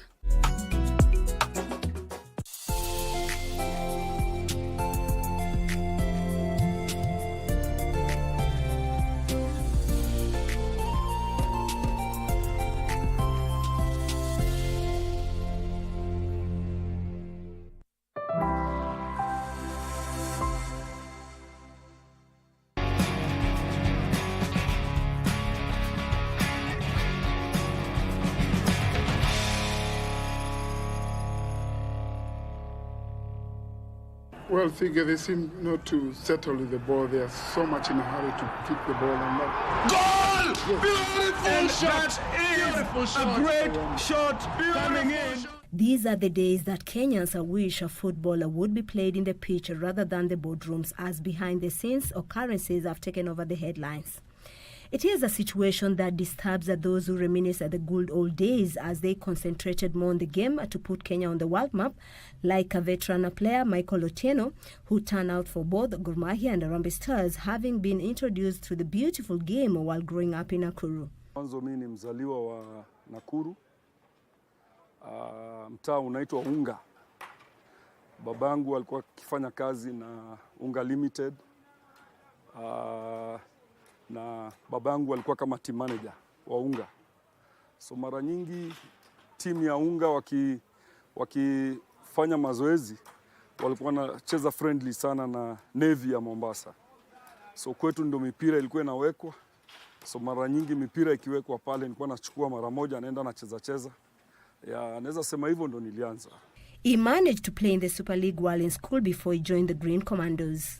So Kakamega High School nilichezea Green Commandos. Kakamega High School Green Commandos. Kocha wangu alikuwa Chris Makoha marehemu. Mwenyezi Mungu alaze roho yake mahali pema. Yeye kwa upande wa mpira yeye alinikuza kabisa.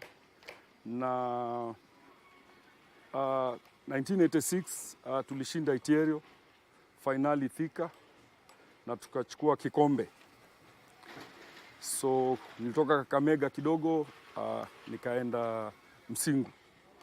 So pia Msingu nilikaa kidogo, nikitoka Msingu nilienda Mumias Sugar. It was a privilege to board his first plane while in school. Ile timu yetu ya shule tulikuja tukakusanywa na coach alikuwa Chris Makoha marehemu.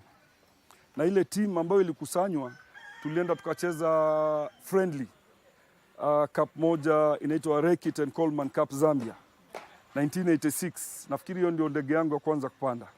1986 goalkeeper wetu alikuwa Michael Koth, babake Divok Origi, na tulikuwa na timu nzuri sana. Tukashinda cup, na kwa bahati mbaya wale watu tulicheza nao Zambia tukiwa shuleni kwa ile wakienda kuna wachezaji walikufa wakienda Gabon African Cup of Nations.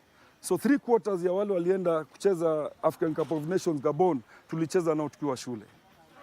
Tukiwa na kina Chachi Lomolo, tukiwa na ndugu ya Musa Otieno. He could have played for Mumias Sugar, but he opted for the mighty Kogalo, better known as Gor Mahia. Sisi ndio wale ambao tuliingiza Mumias Sugar League 1987. Lakini sikupata kuchezea Mumias Sugar League. Hiyo 1987 nilipata kuwa signed na Gor Mahia. So nikaanza kucheza season ya 1988 Gor Mahia. Nilianza kucheza season ya 1988 nikiwa na miaka 20. He might have missed the Mandela Cup glory, but at least he had his fair share of moments as a striker for Gor Mahia. Ligi tulishinda Hedex Cup, tukashinda ligi Kenya karibu. Nafikiri nilishinda ligi kama mara 4. Siwezi kumbuka, memory yangu mara nyingi si nzuri. Tulishinda ligi mara nyingi. So what kind of a player was in his heydays? Mimi timu yangu bila shaka walikuwa wakinitegemea sana. Mimi kuna wakati timu yangu mimi walikuwa wananiita sana nikicheza. Marafiki zangu kama Zedekio Otieno nafikiri watacheka sana wakiona clip ya Mala na Odhiambo ambayo yuko Amerika. Mimi walikuwa wananiambia wewe, hii game wewe ingia cheza tu 10-15 minutes, piga bao na George Sunguti. Piga bao, ukishapiga bao wewe toka. Mara nyingi mimi sikuwa nang'ang'ania kucheza sana. Mimi nilikuwa naona wale wako bench na mimi ambao nacheza allowance yetu ya 300 tukishinda ni same. So mimi nikipiga bao na huyu yuko kwa bench amekaa tu labda hatacheza itakuwa allowance ni 300 tu, sisi wote tutaenda draw. So mimi mara nyingi nilikuwa nikishafunga nilikuwa nikishafunga mabao nilikuwa najiondoa. Nilikuwa na maybe naweza amua tu kama kuna wakati moja nilikasirika sana. Tulikuwa tunaenda Eldoret. Alafu kwenda Eldoret na hili jambo nafikiri wachezaji wale kina Ochola ambao tulikuwa nao Eldoret maybe hawajui. Mimi nilipatiwa 5,000 na mimi ndo top striker wakati huo Gor Mahia. Alafu kuna jamaa anaitwa Mayele.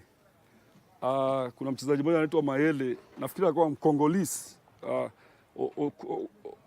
Leslie Okudo ambaye alikuwa chairman ile wakati akampatia 1,100. Sasa tunaenda game Eldoret na Rivertex. So first 5 minutes wajua mimi nilikuwa nikisheka mpira mbele yako kuupata ulikuwa si rahisi. So first 5 minutes Mayele yuko kwa bench, mimi ndio top striker. Huyu amesainiwa na 100,000, mimi nimepatiwa only 5,000. So first 5 minutes nikabeat huyu jamaa, nikategwa kwa box penalty. So vile nilivyoanguka kwa box ya 18, si eti nilikuwa nimeumia vile, lakini vile nilivyoanguka pale nikasema huyu jamaa yuko kwa bench, wacha na yeye aingie acheze 95,000. Mimi nishacheza 1,500, 5 minutes mimi naondoka. Na hivyo ndio niliondoka. Nafikiri kwa hiyo line nilipoondoka hiyo siku ndio pole nikaanza kuacha mpira. Ya manake nilikuwa naona hakuna haki. Kama mimi ndio top striker Gor Mahia na siangaliwi vile watu wengine wanaangaliwa, inakuwa saa mimi ni mtu wa kutumika. So ilinikasirisha sana. And when he was called to national duty, he was honored to help their qualification to the 1992 Africa Cup of Nations, though he didn't travel to Senegal. So niliingia Rambe, captain wangu alikuwa Peter Mololo. Alikuwa captain wa generations 3. Generation ya kina Weche, yetu sisi na yao. So tuliqualify 92, tuliqualify African Cup of Nations. So mimi sikuenda after hiyo qualification, sikuenda manake nilibaki hospitali Aga Khan. So lakini mimi nilikuwa among wale walifanya Kenya ikaqualify 1992 Senegal. Nilikuwa na jeraha imenisumbua sana. So kocha aliniambia, Mike, ningependa Jerry Saura marehemu, ningependa twende Senegal African Cup of Nations, tunakuhitaji sana, lakini we chagua. Tukienda Senegal una injury, utacheza, lakini twende Senegal ucheze alafu rudi ujitibu mwenyewe, ama ubaki hospitali hii time ambao tuko na hii support ya nation group. Sasa we amua. So mimi nikaamua pira nitacheza tu. So ndio nikaamua wacha nibaki hospitali. Wao wakaenda. Kwa bahati mbaya hawakufaulu, lakini mimi naye nikafanyiwa matibabu Aga Khan. Kidogo baada ya miezi 6 nikapona. Niliachieve manake nilifanya Harambee Stars waka qualify for African Cup of Nations.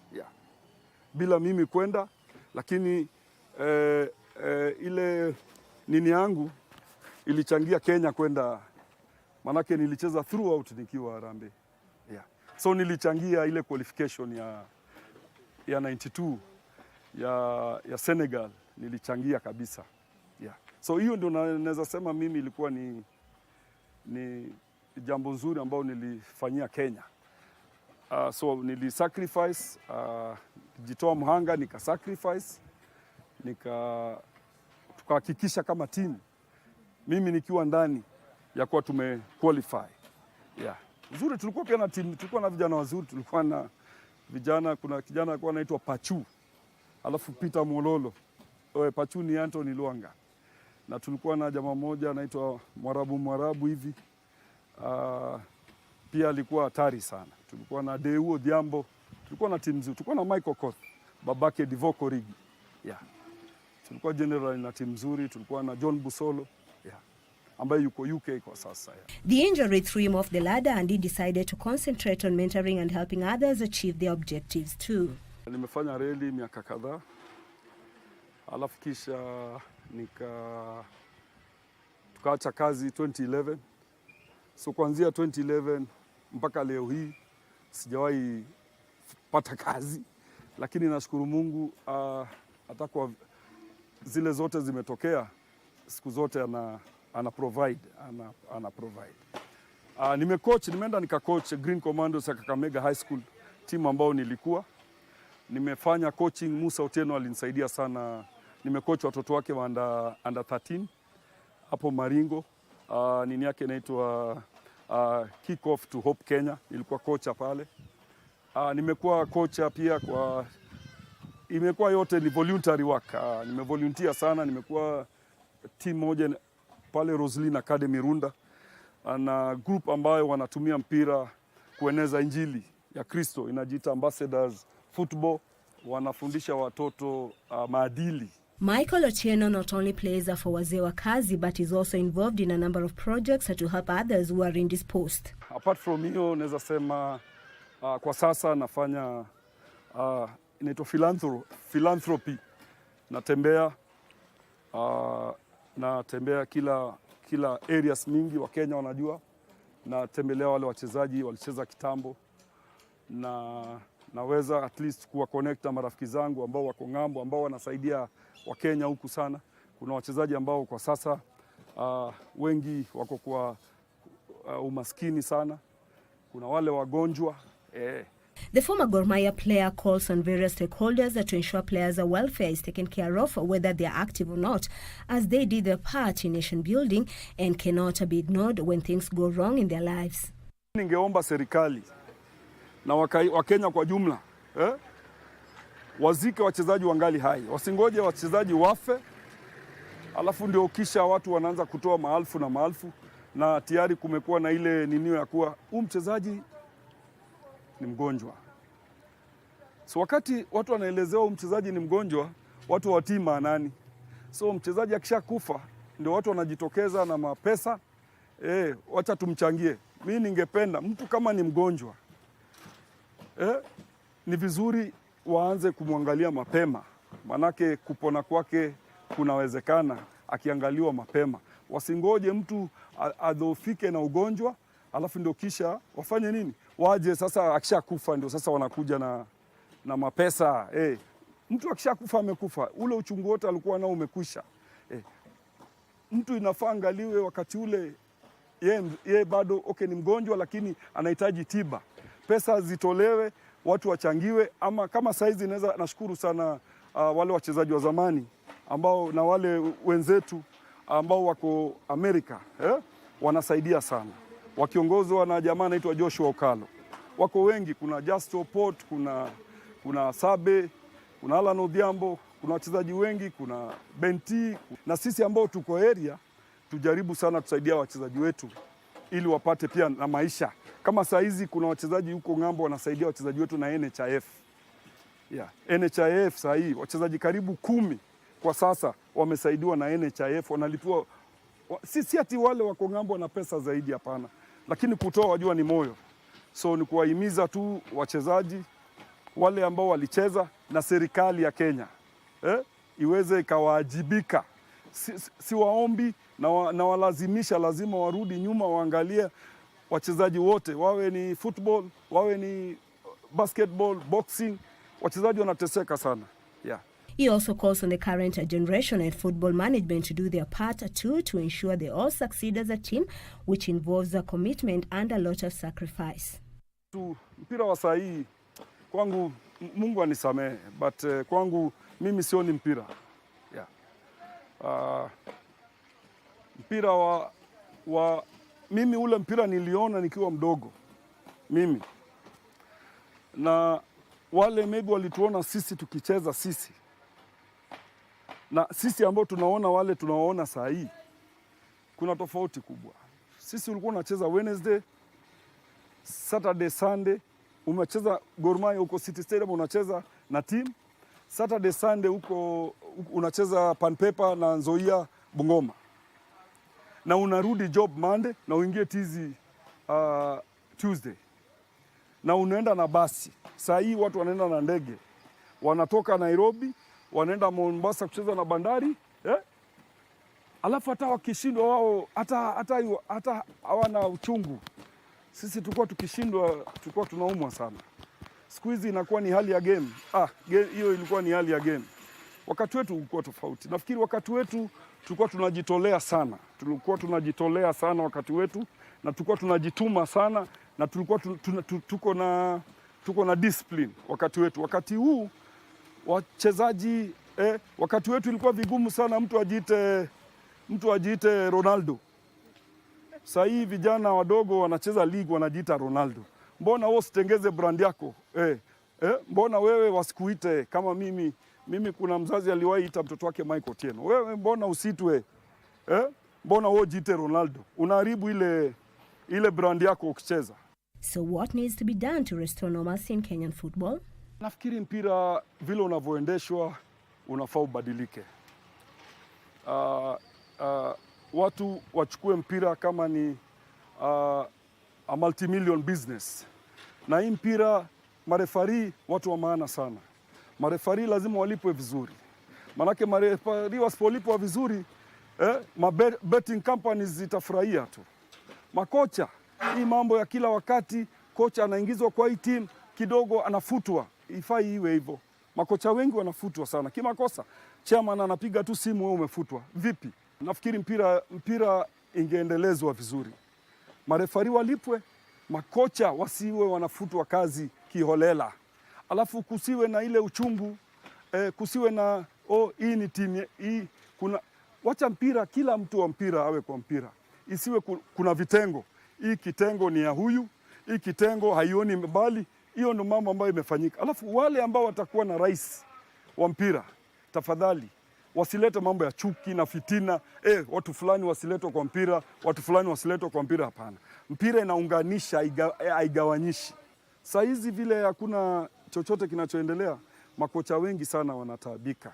Manake wengi wametegemea mpira kama guzo lao ya kimaisha, na kwa sasa wana familia, vile family itakula hawajui, so inakuwa ni shida kubwa sana. So tunataka vitu vitengezwe, kuwe na nini ambayo inafanya ukiwa kocha wa timu yoyote at least uwe treated na heshima.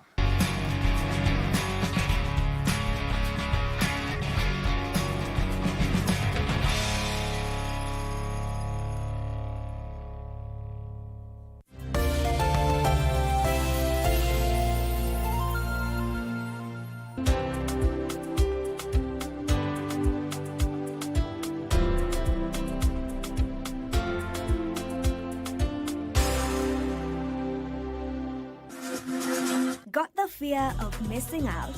Want to keep up with all the latest entertainment news and latest celebrity gossip? From the latest rumors to popping events to the newest fashion trends, here is where you get all the tea or juice when it comes to entertainment, and you get it served on time. All that and so much more on Grapevine every single Monday only on KBC Channel 1. Remember, if you did not see it on Grapevine, then it most probably never happened.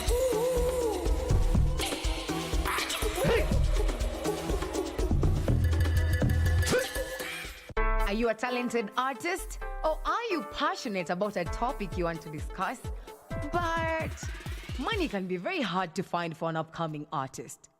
Don't worry, Studio Machinani has got your back. Sign up on ajira.co.ke to book a session with your music and video producers across the country. Work on your music, jingles, spoken words, and even podcasts to realize your dream, all for free. Studio Machinani, ride any talent.